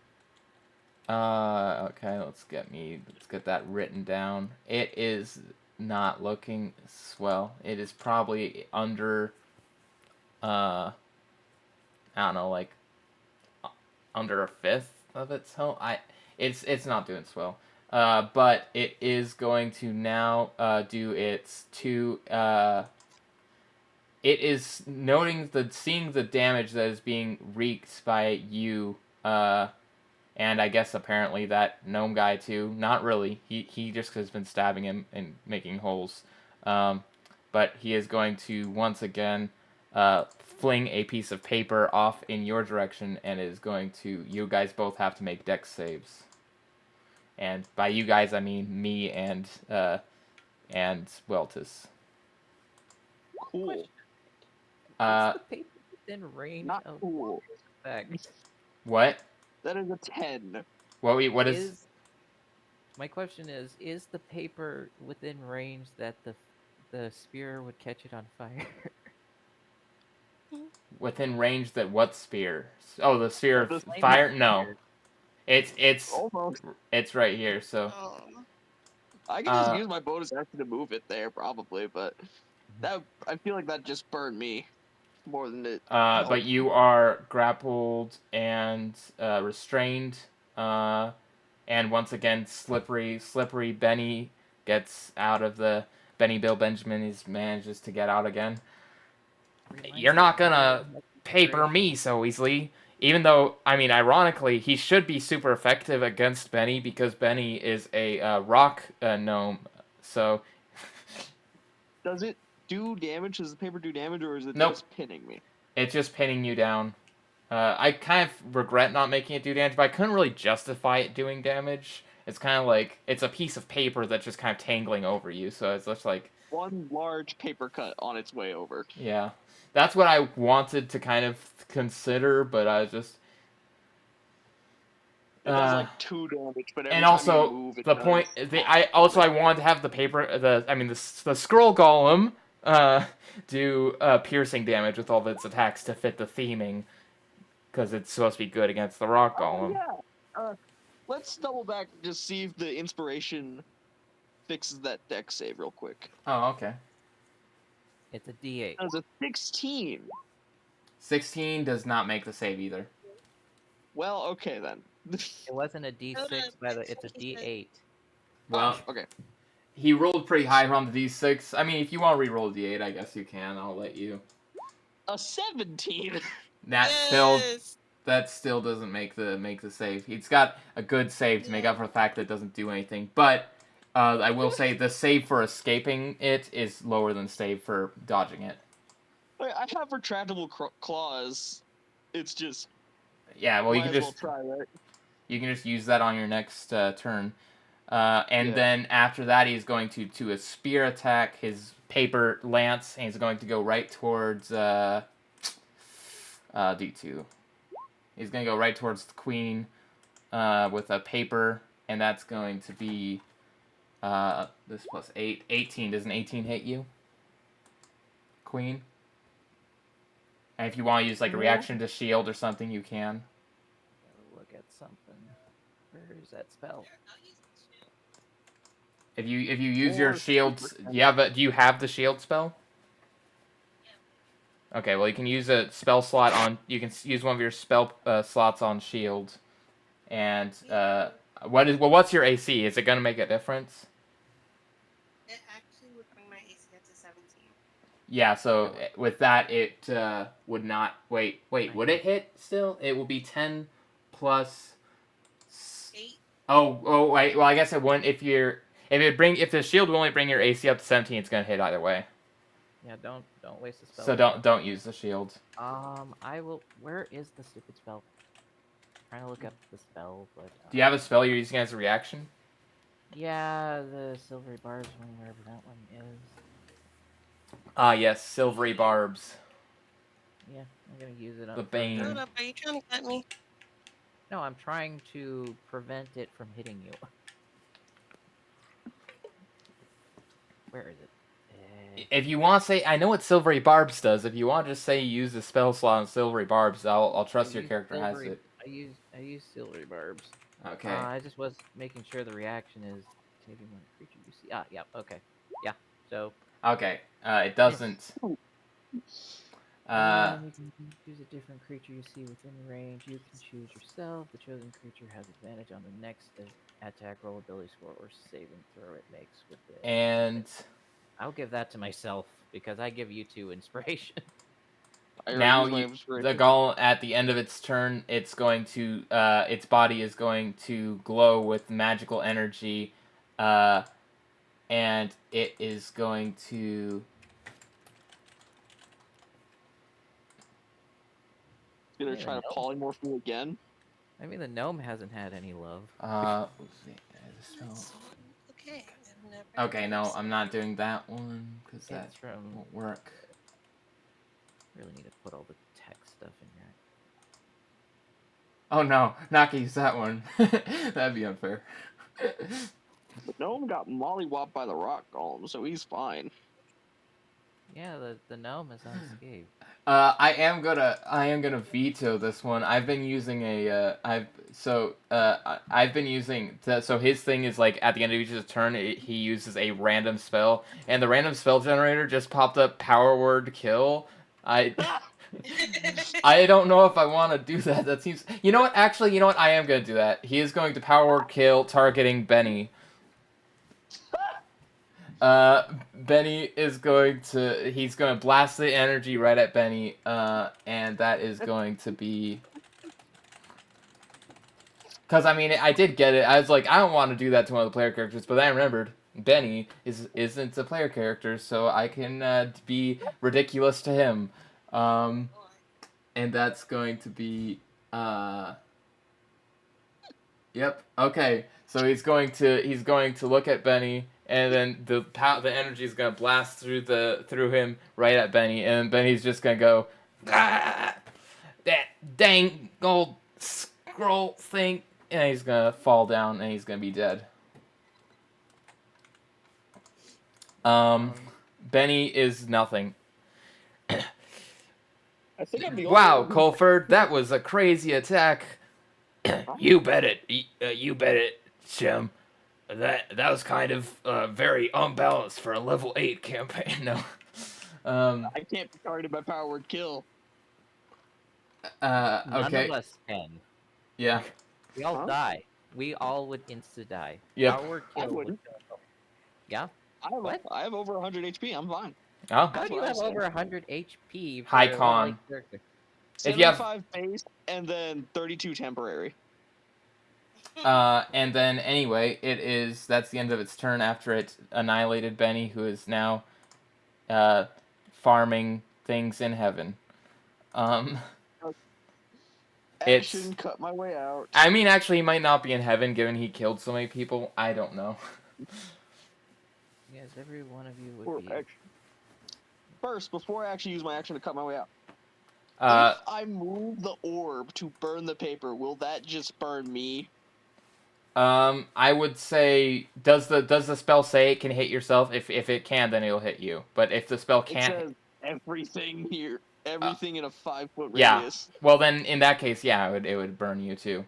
Unless something says like the wildfire druid thing specifically won't burn you, but I'm not a wildfire. yeah, I know, I but could move it to here so it's in range of the paper, but not me. well, I would say lighting the paper on fire, you're just gonna take some. I mean, I might not make you take the full damage, but you'd take some because I mean it's lighting a thing on fire that you're on. So I was just asking. It doesn't matter. I'm just gonna cut my way out because I can't use my action to get close to it anyway. okay, I have scissors. you managed to cut through the paper, and it is now. Do you have bonus action? And I have movement still, so I'm gonna move. Oh, there's not a lot of good spots. I guess I'm gonna move right next to. I'm gonna move right next to our friend Alex here. We're a dynamic duo. No, trio. Sorry, trio, not duo. And Trio. then the orb is gonna be right there. Where's the orb gonna be? You're gonna burn our friend? Nope, that's fine. Okay, and it is now Alexander's turn.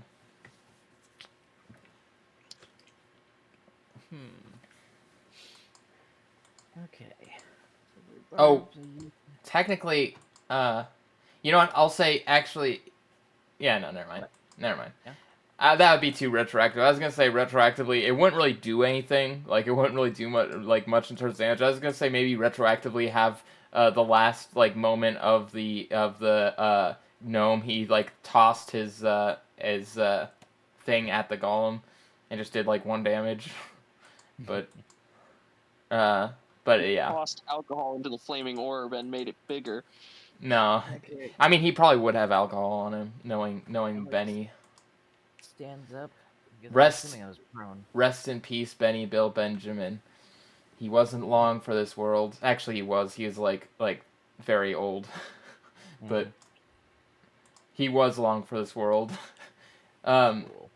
Okay, I think I was prone. Yeah, from the restrained, or was I just restrained? I was going to. I never said it, so I won't say you were. I could see how a paper could cover you and not make you prone. So I just say you aren't prone. Like it just like landed on your head. It just covered you, I guess. Cool. Zapping sting. All right. I'm not sure. Con save. Yep, a con save. You're gonna one of these days. I'm gonna actually roll good on the con save. You have rolled Nope. good, but not this one. No, no. On neither of them have none. No one. None of these golems have rolled good on any of the saves. Really, like they've rolled good like twice. They've been rolling good like for attacks sometimes, but the saves not so much. 5 necrotic and prone. Yep, and he is that necrotic seems to have taken him down to. He looks to be on his last. Well, what looks to be there might be a little bit left of the second to last layer, but mostly on his last layer of scroll.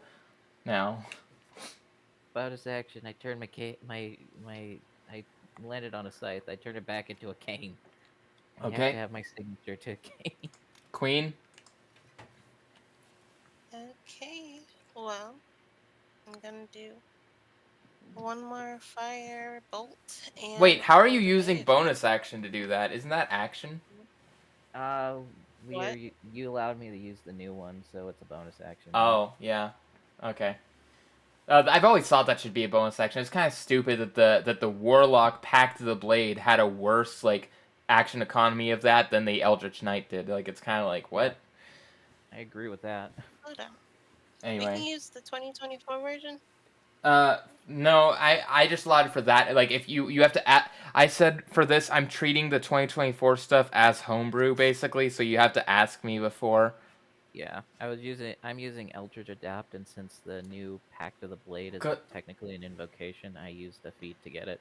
Yeah, because if you're using a martial like class or something, then we're not like doing the new like weapons effects and stuff because that I just don't want to like balance around that just yet, and it makes things more complicated.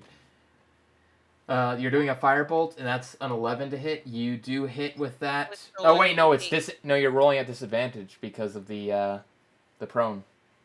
Yep. So roll again. He's a prone.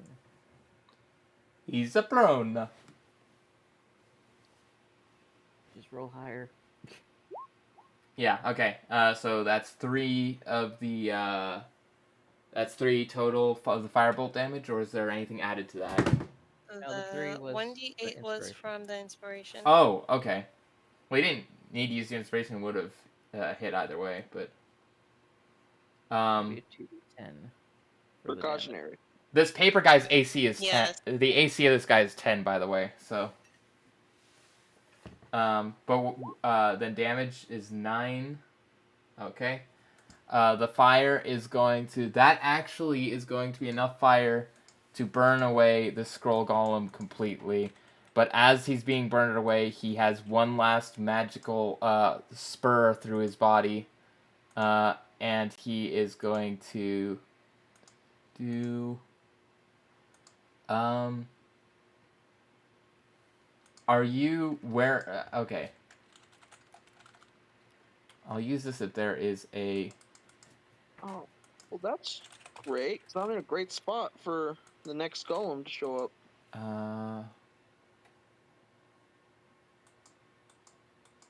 All right, And that's so it. Okay, okay. I have a feeling you're gonna say it's heat metal. No, It's something funnier. Okay.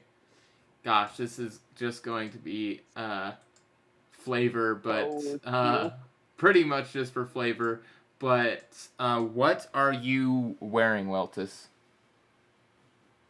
That's in the picture of the chat. Robe, Oh, okay. just generalized robes, green robes, a lot of green robes, and a plague doctor mask concealing what race I am, except for my feet. Uh, I'm sorry, but are you burning her clothes off? okay. What are you wearing, Alexander? Let's see. If you look at the whole ensemble again, I'm wearing a fedora.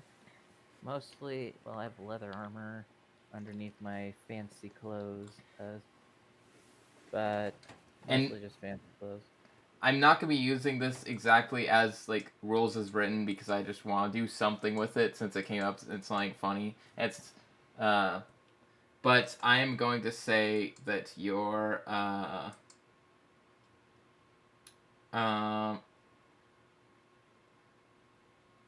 this is, I guess this is.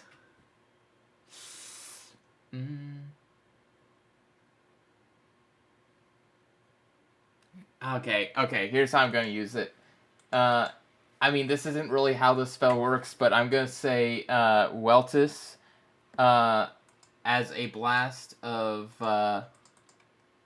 The final blast of magic is going to. The final blast of magic is going to lock your mask onto your face because I got arcane lock and I just want to do something with it, and so your mask is now stuck on your face, and I don't think you really care because I didn't think you were gonna remove it anyway, but you now have the mask is locked to your face. That's what we'll say. I had a plan like built into the mask in case I wanted to use something that required me to take it off. Oh, well, sorry. Too bad. Unless you lock the mechanism I decided is in the mask, just the mouth, then it should be fine. Okay, what is the mechanism? It just opens below like the nose of the Like bird how mask. I just want to like how like big is this for your character? Like is it like 'cause I don't want to ruin your character for you, but if this isn't that big, then It's just a one shot. It just stops Yeah. one thing. Okay. Well, then we're gonna say it. Since it's his dying thing, I'm going to say that whatever that was, you can't use it anymore. Because Okay. I want to do something with that, and I just was like, this could be an interesting spell. So, and I guess that works out to be interesting. But yeah, so he melts away as you feel your mask lock up. Do you react to your mask locking up at all? Like, do you feel like it kind of feels tighter on your face? Or are you gonna try to take it? Feel the mask and just, huh? Okay. Awkward. That's strange. That isn't what it's supposed to do. He has now become SCP-49. Great. Plague Doctor. If anyone knows. Hey, I'll take that insta-kill on touchability. Yeah. Okay, and now it is going to be. Come on, now you're going to see your out of this top here. To play, you're going to see finally. Wow, Kolford, they managed to make it through 2 of the 3 golems. What do you think the final golem is? We know that, Shem. It's the completing the trio of the famous game of Stone, Scroll, and Scythe. We have the Scythe Golem, and it's going to be a giant golem, and he is going to have scissors, like blades all over his body. I just needed to not heal from fire damage. And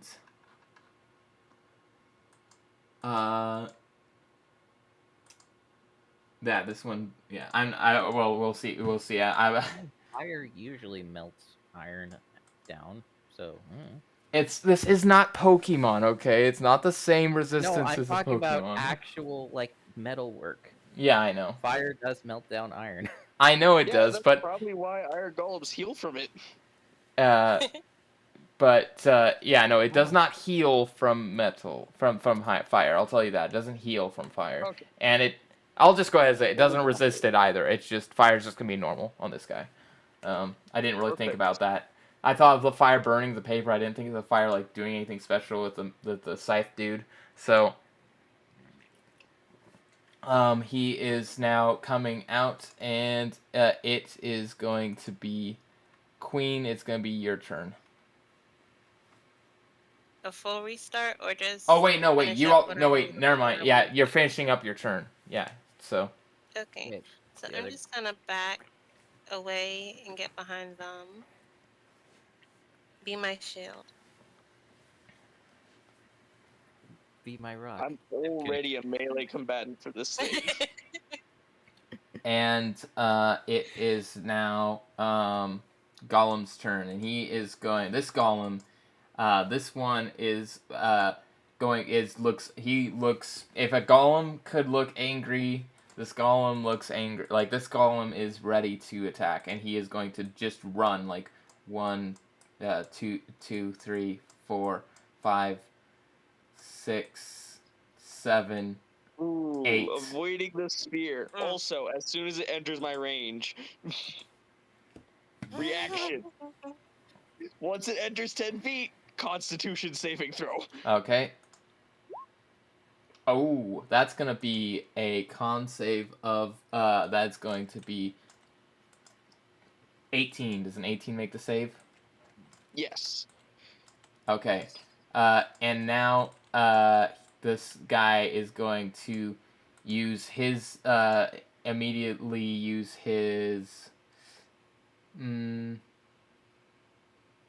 he's going to use his special scissor attack, and that's going to be a cone coming out of him in a direction, like this direction. So it's not really, it's just you two, so it doesn't really matter.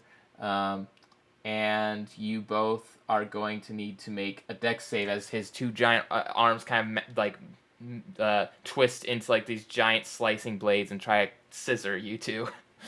The ability is called Scissor. And you have to dex save. I've been having a horrible time with deck saves.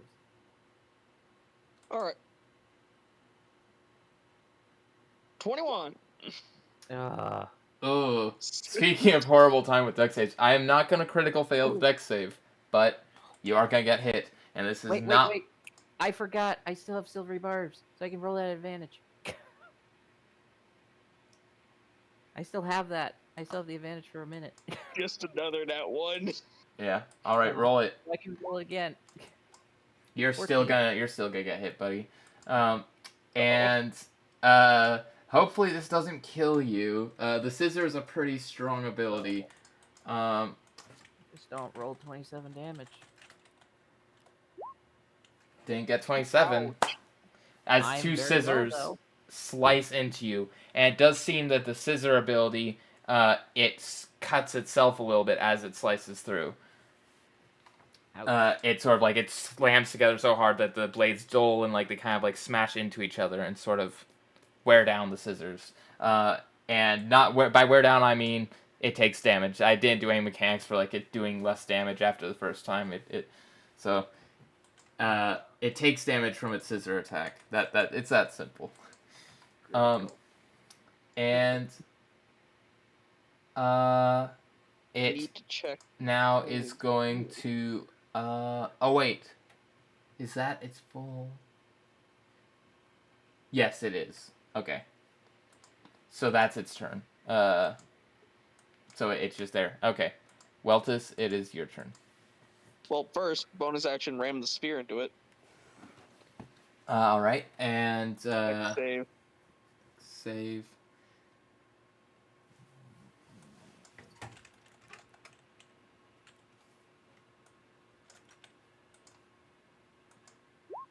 Does 17 make the save? Yes. Oof. Oh, this is not going well anymore. It still takes half damage, though. Okay. What's half damage? 8 divided by 2, that's 4.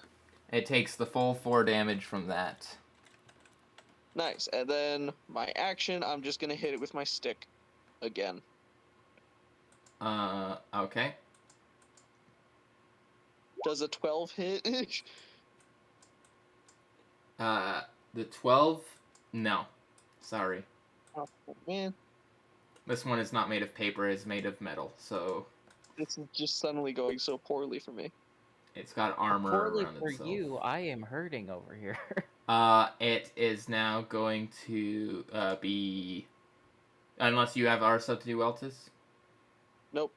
Okay, it is now going to be your turn, Alexander. Oh boy. Ow. Ow. Alexander's Well- been here since the first one. It might be the end for him. I've been here for... Yeah, you guys have the advantage of reset stats. Yeah. Okay. Do I bank this on this? The question is, does Alexander have plot armor or not? I mean, according to you, no. Yeah, no one has plot armor here. Sorry. Uh, But I mean, in terms of the He's gonna dice, survive anyway. will the dice give him plot armor? Not will I give him plot armor? what do I want to do with this? Do I want to try to push him away or try to heal myself? You know what? We'll take the Make him- gamble. Make him prone and then just walk away. I mean, I could try. Oh, that would work too. Oh. Oh, then I could heal myself. You can do a cantrip and a full level spell at like you're thinking, but I was also thinking of using Pulse Wave to push him away from us. Oh, which would Also- do the same. It also does damage. I'm gonna need a con save. I want to try to push him away. Okay. Should really put all these descriptions in my thing.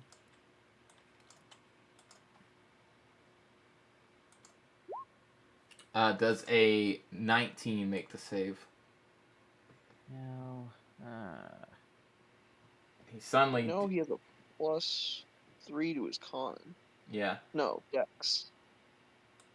That means he has a plus. Yeah, con. So, I could probably silvery barbs that though and make him reroll. If you want to.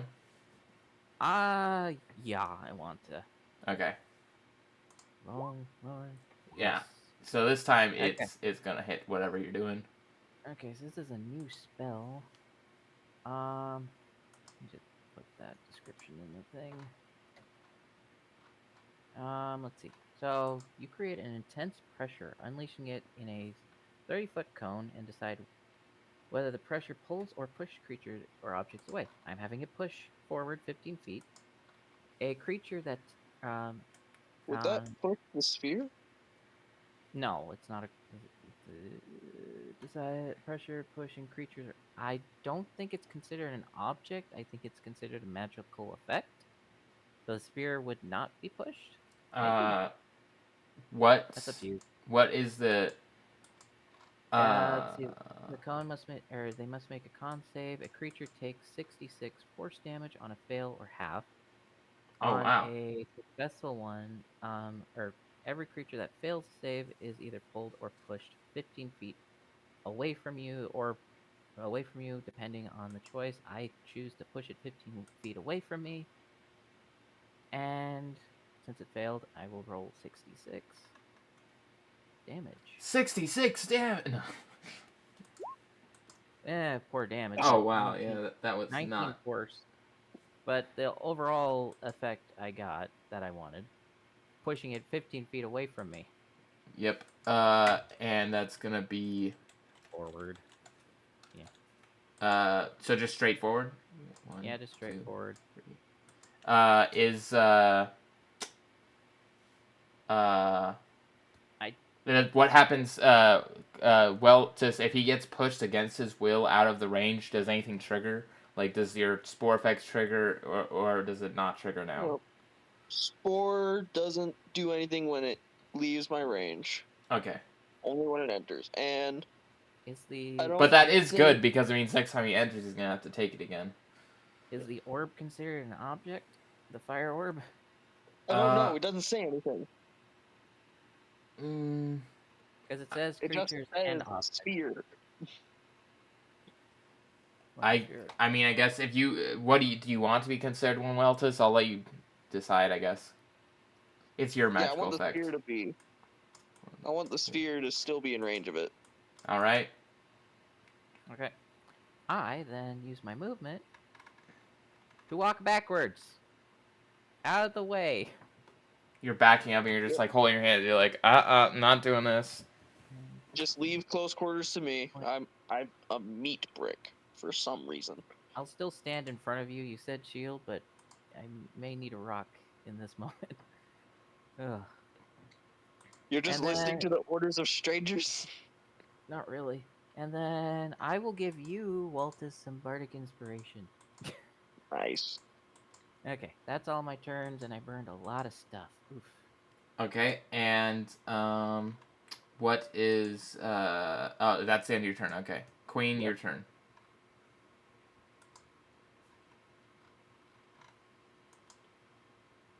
Nice to have a long rest. Yeah, that's don't know what to tell you. Can I speak? What? What was that? Is it on now? I can hear you now. Okay. Need a leaf myself. Ow. Oh wait. Ah. So our completely plan is to forgot. melt this thing, yes. One moment. I keep forgetting my bard gives extra effects for when you use the bardic inspiration. Ah. Let me check the range. It's 60 feet. Yeah, it should hit. I will. That thing isn't Yeah. prone. That it's Nope. not prone, so it's normal. Just pushed away. Okay. Good. I'm going with Ray of Frost. Does that hit? You hit it, and the damage it seems to do its normal amount of damage. Ooh, That's doable. nice. And now it slows down. And takes 10 feet slower. Okay. And that's the end of your turn. You have bonus action. No bonus action, but I am moving back. Okay. Welcome to caster life. We stay out of the range. You stay out of the range. I'm usually a caster in any of my MMORPG games. Yeah, I pretty much like half the time I make a caster, they're a caster that can just walk up to things and be in range. Like Gak is gonna be very run into the battle and be kind of stupid, and also the wildfire druid I told you about is definitely like grapple and like burn them. Anyway, he's it's now the Golem's turn, and he is going to go one. What's the speed again? It's minus 10 feet, so that's 8 total tiles. 1, 2, 3, and he makes con In save range. for 5. Wait, no, wait. That's undoing that. So He's also was in the fire spear, I think. That doesn't damage until it's the end of its turn. Oh. 6, 7. Also, And he's gonna stop himself right there. And then he's gonna take the con save here. Does a 17. Yes. I've been this last guy. I guess the dice have decided to make this last one be stronger because he's been rolling better than everyone else on those saves. And what happens on a successful save? Nothing. Okay. Then he is going to do his what is the range on this? He cannot reach you. or you. Well, I mean, if he really wanted to just end Alexander, he could use his scissor attack on Alexander and it would reach, but he's not gonna do that. Instead, he's just gonna put all of his focus on your Gracious. druid friend here, and that is, he's got really good single hits, and he's going to make 2 attacks, plus 8 to hit. I'll probably be fine. He is going. So this is the first one. This 13 hit. No. Second one. Well, that's dumb. Okay. Well, that's the end of its turn.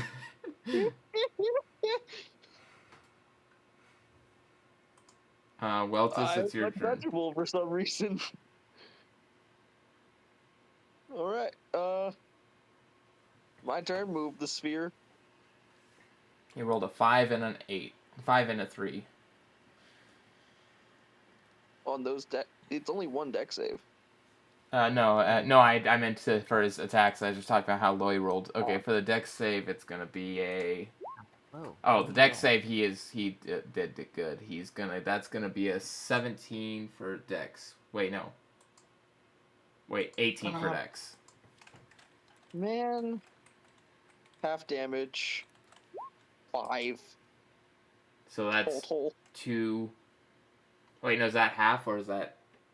No, that was before half. Okay, so he's gonna take a tiny little smidgen of damage from that, and it is now Alexander's turn. No, Cool. I'm not done. Oh wait, right, sorry. Yeah, I shouldn't have said that. Action. That was your bonus Skip. action. Yeah, so you don't have an action left. I almost skipped your action accidentally. Does a Stick. dirty 20 hit? Yes. Cool.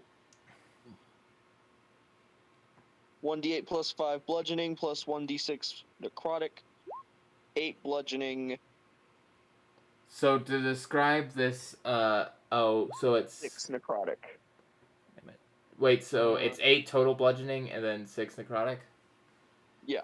Okay, so to describe this scythe golem better, it is kind of made of like twisting blades, and like they're like these thin blades that are twisting, and as such, when they hit things, they kind of like chip off and stuff because they're like these really thin blades, and so because of that, it seems that your bludgeoning damage seems to have done more damage than Nice. it otherwise would. To complete the circle, That is fantastic. it's almost like you hit it with a rock. And that is going to be so it's 8 for the bludgeoning, so that's going to be a lot more than 8. And then it is going to be okay. 6 damage from shrooms. And then do you have anything else you're doing on your turn? Nope. Okay. It is Alexander, it's your turn. Yay. No.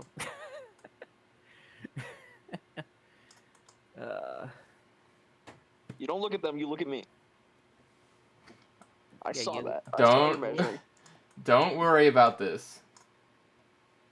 Let's see. I'm looking up something. Look at the person who hasn't taken any damage. This Look guy at is me. aggressive. Look at me. Look at me. I am the captain now. So what's going on? I'm looking. Do I want to try to use friends on it? No. It's not even a humanoid. It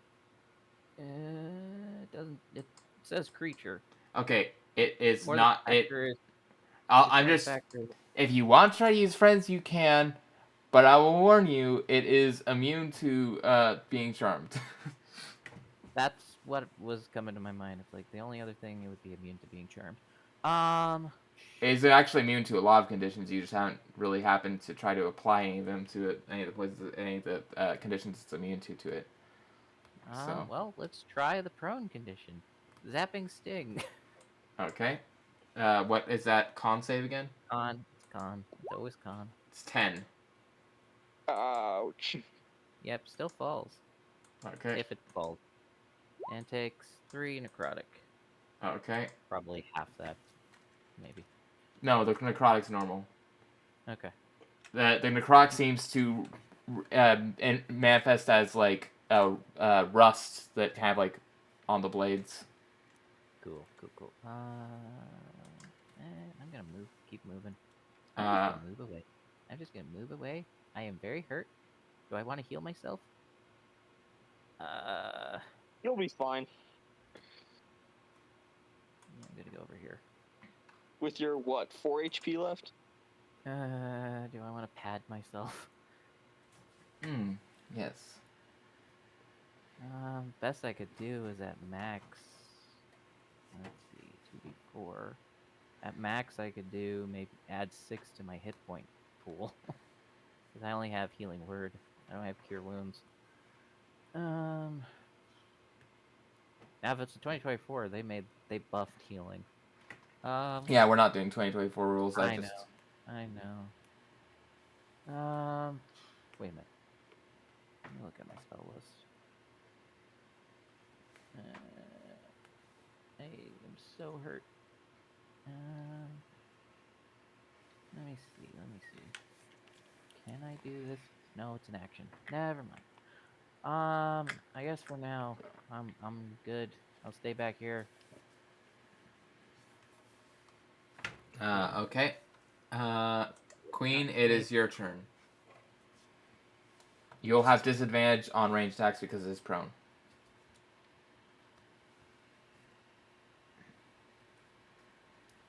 I'm hoping I gave Shillelagh guy advantage. It's gonna get up next turn. Yeah, it's gonna. You should. If you wanted to do that, you would have had to hold your action. I know. People don't ready actions enough, I think. Mm-hmm. That's a very powerful ability that like people just kind of forget they can do, is ready it to do it at a different point in turn. I would if I didn't need my reaction for Halo of Spores. Yeah. Well, I mean, you don't really need it. I'm talking about him doing it to make him prone right before you hit him, but. Yeah. This is made out of what again? It is made out of Iron. twisting blades of what look to be some kind of metal. I won't necessarily say iron. It looks. Probably have Cross's favorite spell, I think. Or Yeah, I Corellian's. can't use fire because you're right next to it. I meant heat metal, if you had it. I do not have that. Sadly. Would heat metal count as? I mean, I guess it just. I guess that's a weird concept for a metal being to get heat metal. I mean, I guess because they're not wearing metal. I mean, you could use it on a Warforge, and a Warforge would hurt like the Dickens. Yeah, I guess I just don't know the. But I if you did want to heat metal, I'd let it do the damage. I don't have heat metal. I should have picked it up. Yeah, it could be very useful for this one fight. Very much so. I mean, it's pretty useful if you had a combatant who had a metal sword too. Well, if he was But wielding, look, if the part he was holding was the metal part, like sometimes swords don't have metal for the bottom half. For the handle, I mean. Now, if they're wearing armor, yeah, that looks good. Anyway, Queen, do you have anything? What are you doing on your turn? Yeah, I have Mage Hand. I was wondering if I could take that and just put it next to the beast's head or heart, I guess, ish. What? I don't know. Control the sword, flame sword, if possible. There's no flame sword. Wait. Whatever the ball is. The sphere. Oh, you're trying to Yes. use the flaming sphere. I guess we did say it's an object, so I mean, maybe your hand could. How much does a flaming sphere weigh? Oh, I don't know. Do you Thing think is, the it's a spell mage says that? hand. No. It is a ball of fire. It doesn't say how big the hand is. It fits in a 5x5. Which it does, I suppose. Wait, does it? So, mage hand, yeah. Oh wait, No, I it mean, says the hand can attack what or does activate magic items, so it doesn't really the matter. flaming Or sphere carry anything more than 10 pounds. is the flaming sphere? Oh yeah, okay. Is the flaming sphere? Is it 5x5 or is it 15x15? The orb itself is in a Huh? 5x5. The orb Okay. itself is in the 5x5. It Yeah, the gets orb is a 5-foot sphere. just All right. anything within 5 feet of it takes damage. That is a weird mechanic. Why wouldn't they just make it a 15x15 sphere? Well, that's 5 because foot when diameter sphere. Yeah. Oh, 5 foot diameter sphere? Go If it. firebolt then. Oh wait, no, that is diameter. Yep, I was thinking radius. Yep. You're doing firebolts on it. Well, I'd be at disadvantage, but it doesn't seem to matter anyway.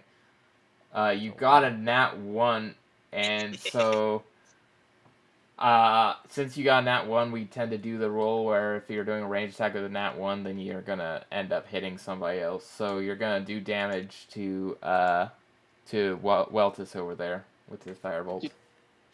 But it's right next to the creature, so That's not how firebolt works. It's not an AoE. Yeah, it's not an AoE. How much I think damage? we can at least land on them. Then no, the whole point of the nat 1 is that you don't hit the person you're trying to hit. I mean, if it was an AoE or something, like if it was like ice knife or something, and then I would be like, okay, the ice knife can split and hit the, but Yeah, it hit any. Pray I roll on that one. yeah.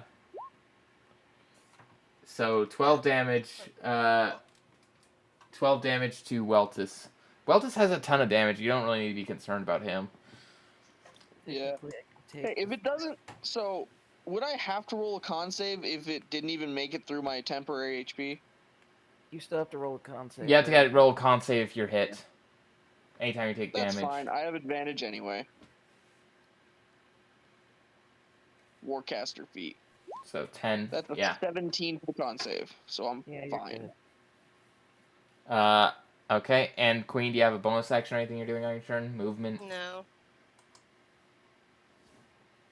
Okay. Gollum, it's your turn. I have. Alright, con save. Make your con save. Con save. That's 8. Back to rolling bad for the con saves, it seems. Finally! 2d6 necrotic, 11 damage. Oh wow. Wow, that's pretty good Why for is your it damage 11? there. 6 Oh. plus 5. Sorry. Okay. But did someone do a golem voice? No. It's Nah, not maybe. Gollum. It's Maybe. wait, I don't know. My precious. Okay. And he is gonna get up, and then with the rest of his 4 movement spaces, he has. Let's see. This would be 1, 2, 3, 4. No. Oh, what? Scare a little orb? Every time you move away, it just gives me an opportunity to ram it into you again. Yeah, but I'm just Awesome. seeing if this guy, the scythe one is like the embodiment of like just like killing things. So he kind of would sense the weakness of Alexander and be wanting to attack him. But since he was prone, he doesn't have enough movement to do that, so he's not going to bother with that. Instead, he's just going to stay right where he is, and he's just going to make his 2. He's going to make his 2 big slicing against you, and that's gonna be. Can you blind him again? I can, but I don't want to use my spell slot. Okay. Even though I've only used Oh 2 my spell gosh, slots. a 2 by. Why am I not rolling anything good these days? Oh, 27. There we go. Does a 27 hit you? Do you think it hits? I am asking think out it of hit. because it's customary. It's customary for me to ask. Yeah, it hits. Okay. So we are going Ow. to then take. Do you have any silvery barbs you can throw my way? I'm losing spell slots in this thing. I'm low. I'm getting low here. 13 Alright. damage, and he rolled so low for that damage. You're lucky. Oh, I'm fine. I just needed to not go through my temp HP because my symbiotic entity But ends duration. you do need to make a you need to make your concentration saving throw for the flaming sphere. Yep, DC Would be Yeah, 10 doesn't because it's Yeah. Yeah. with advantage. unless That's I'm a nat 20. 20. You concentrate. You critically concentrate. Your concentration is so good that you're just concentrate. In fact, your concentration is so good that it's gonna take 1d4 fire damage just because of how good you concentrated. And that's Okay. actually you can roll it if you want, or if you want to take that roll. I'm fine with that 3. And Yeah. now, at the end of its turn, it's going to take another 2d6 fire. Okay, roll that. Again, 5. Oh, it is still kicking. Barely. And that is going to be the Scythe Golem's turn. It is now Weltus's turn. Well, Hit it I'm with a going to stick. use my bonus action to ram the spear into it again. Hit it with a stick. So, dex save, Mr. Dungeon Man. Dex save. That's going to be a 17. Okay, so it's just going to take half damage. Come on! Oof. 1. Oh, ouch. Is that the one he needs, or no? He's still looking pretty tough. Oh no, Anyways, whack-a-mole. he's not that low. Dirty 20, I'm Oh, assuming yep, hits. that hits. Alright, that's going to be 11 bludgeoning and 3 necrotic. 11 bludgeoning, 3 necrotic. Okay, so it is, yeah. Buddy is basically, like, his blades, that they've, like, kind of, like, crumpled, and he's kind of, like little spindles of blades now. He's barely even... He's you're going to, he's not gonna be, he's not doing well. Cool. That's all. And Alexander, it's your turn. Breathe in, breathe out. Zapping sting. Con. Okay. Yeah. What happens to him now? It's prone. Throw it 2d4 necrotic. 6 necrotic.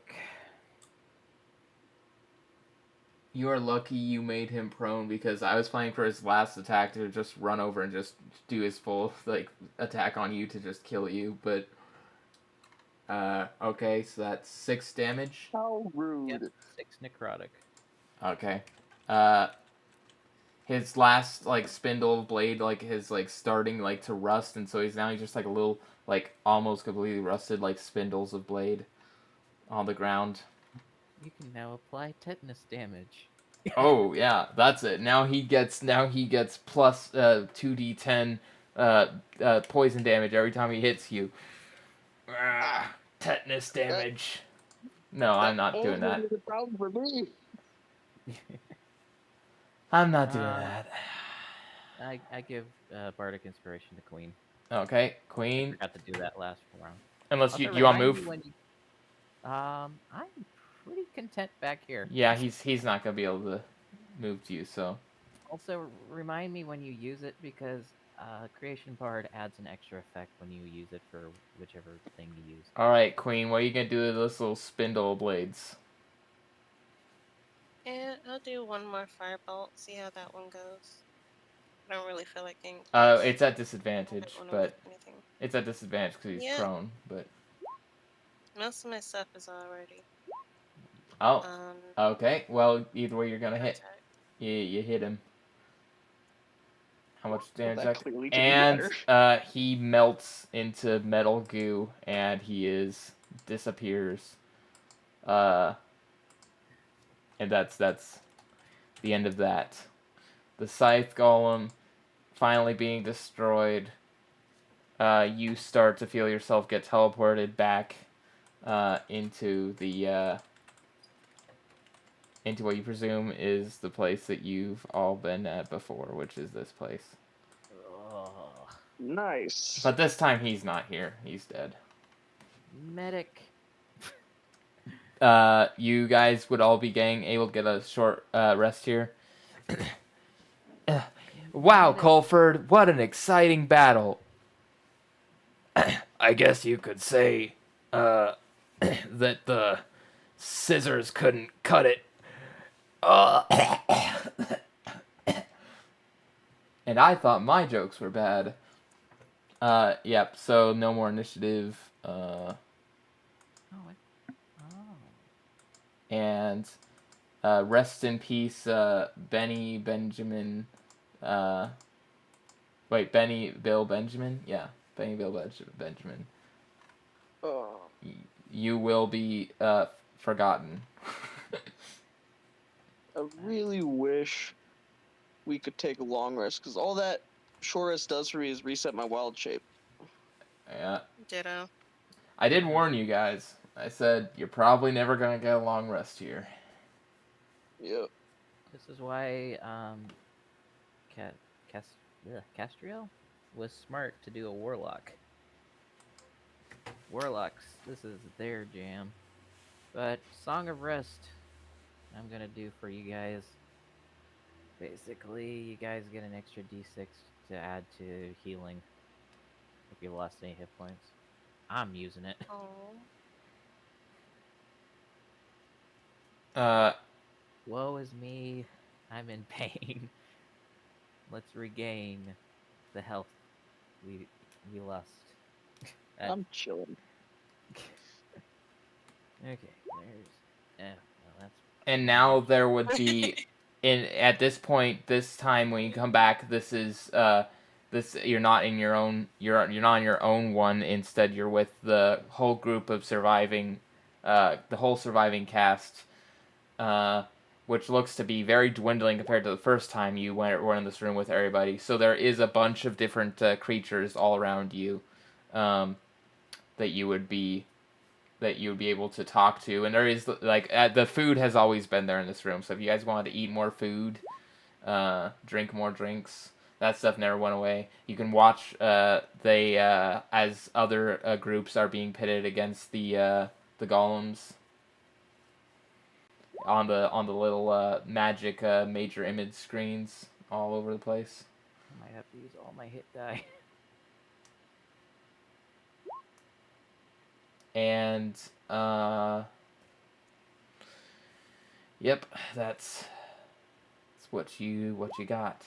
None of you are healers, I guess. I have Cure Wounds, so I can give you that, because that's probably the only thing I'm ever going to use my first level spell slots for. Save that for when we're in combat. Sure. But yeah. Also, I would describe there as being like probably a tenth of the amount of people that there was last time you saw all the people, and so this is the room currently has all the contestants except for the ones that are currently fighting the golems in it. This is like all the people who have beaten the golems, and so I guess it would be more like a 12th the amount, because like there's a few little groups left that are battling. But once they get in, it'll probably be about 10th left.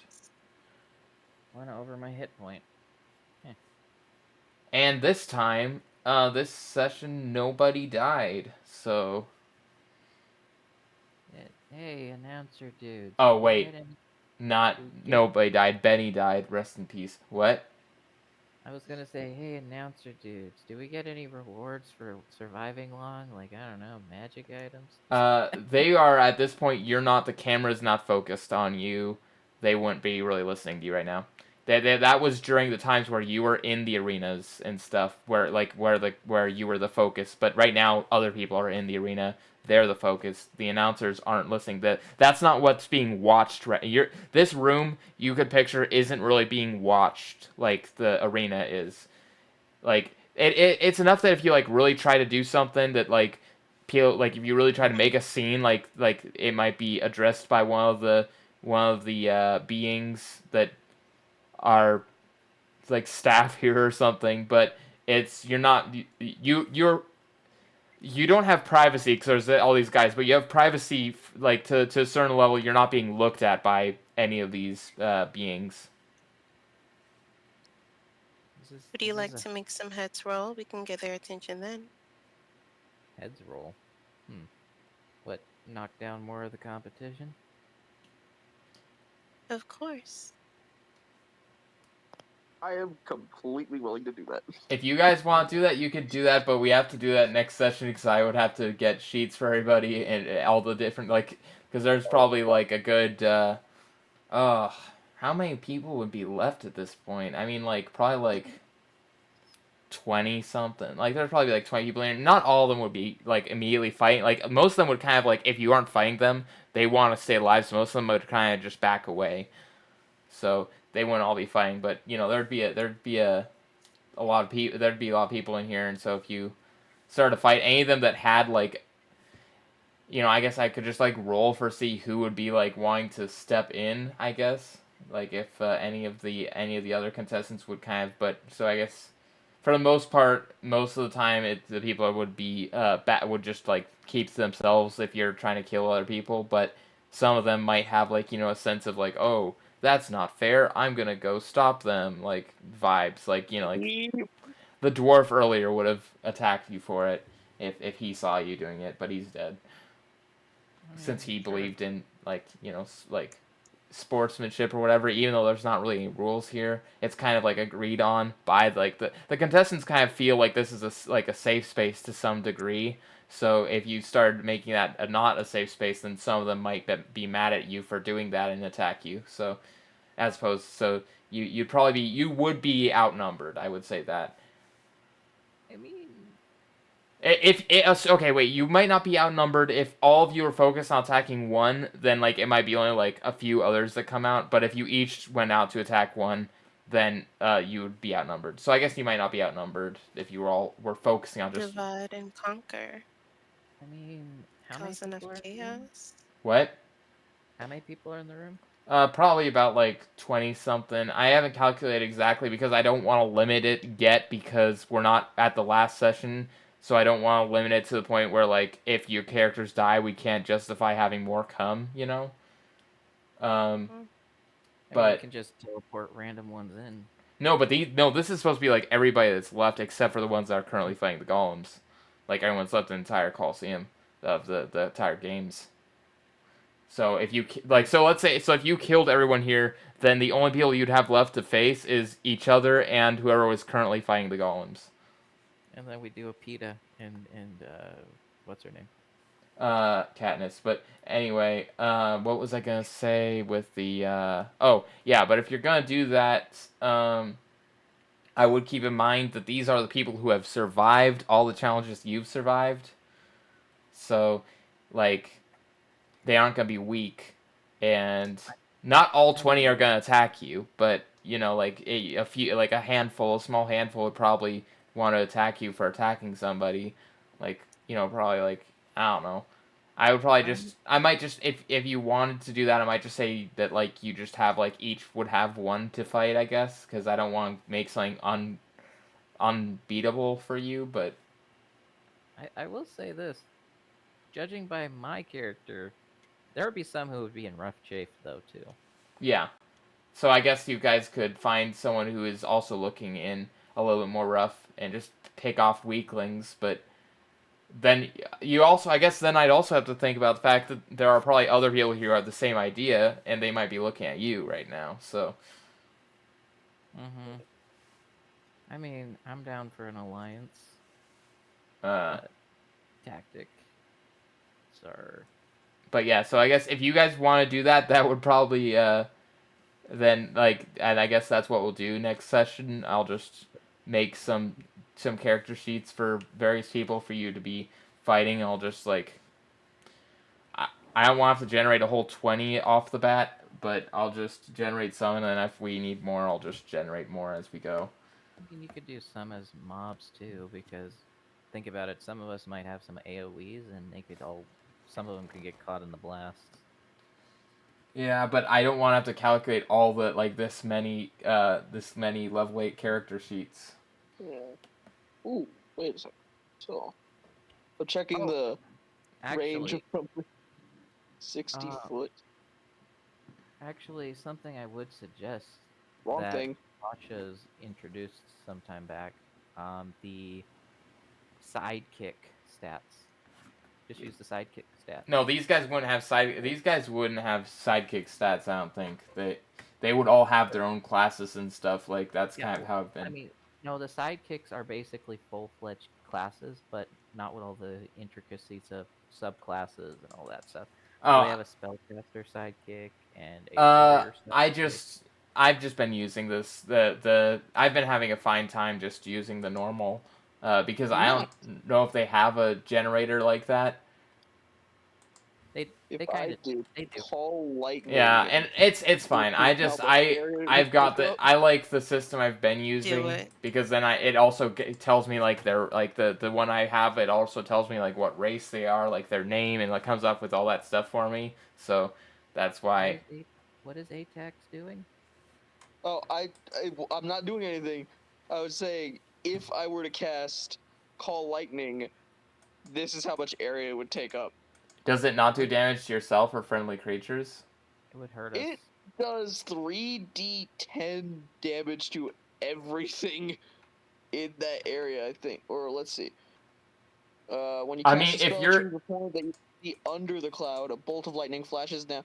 Okay, so your character every turn, I can summon a lightning bolt somewhere in this area. Ah, how big is the lightning bolt? Within 5 feet of that lightning bolt must make a deck save or take 3d10 lightning. But what are the rules of does the lightning cloud require it to be outside? Because you're not outside right now, you're in a room. Technically, yeah.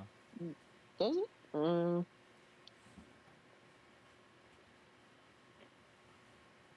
If you can't see a point in the air where the storm... Where is it?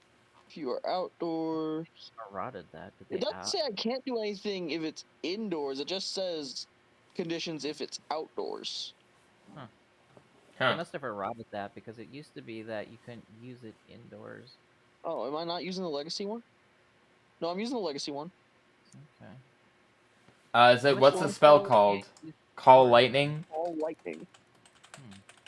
And what's the one you can't use indoors? There's one that you can't use indoors. Directly above, the spell fails if you can't see a point in the air where the storm cloud could appear. You are in a room that can't accommodate... Oh! What is the cloud? The cloud that is 10 feet tall with a 60-foot radius. It should be able to... Yeah, I guess if it's 15 feet tall, then you could just put it like right above everybody. The taller characters would like have their heads in the cloud, I suppose. It's only 10 feet tall.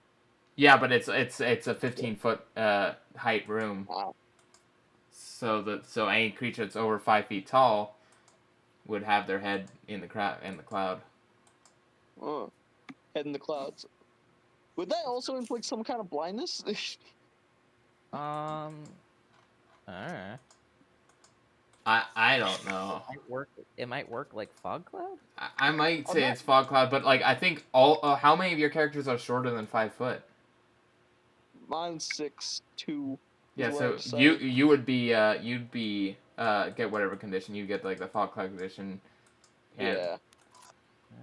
What height did I put for you, Alexander? We're saying anyone who's over You're 5 like feet for 7 the sake feet of. tall. We're not gonna Am I calculate 7? eye Did I say I height. was 7? I thought I You said said 7. I Yeah, wasn't sure if so. it was 7 or 6. Yeah. Yes. Yeah, so you'd both be. Basically, anyone who's 5 feet or taller, I'd say, would have the. Would be dipping I'm a into lanky it. dude. I could just Slav squat. I mean, I could bend down, like I'll sit on the floor, but I'll be prone, so anyone with No, melee would still, have Yeah. advantage. I'm not doing this. My character doesn't have a reason to decide to just start killing people.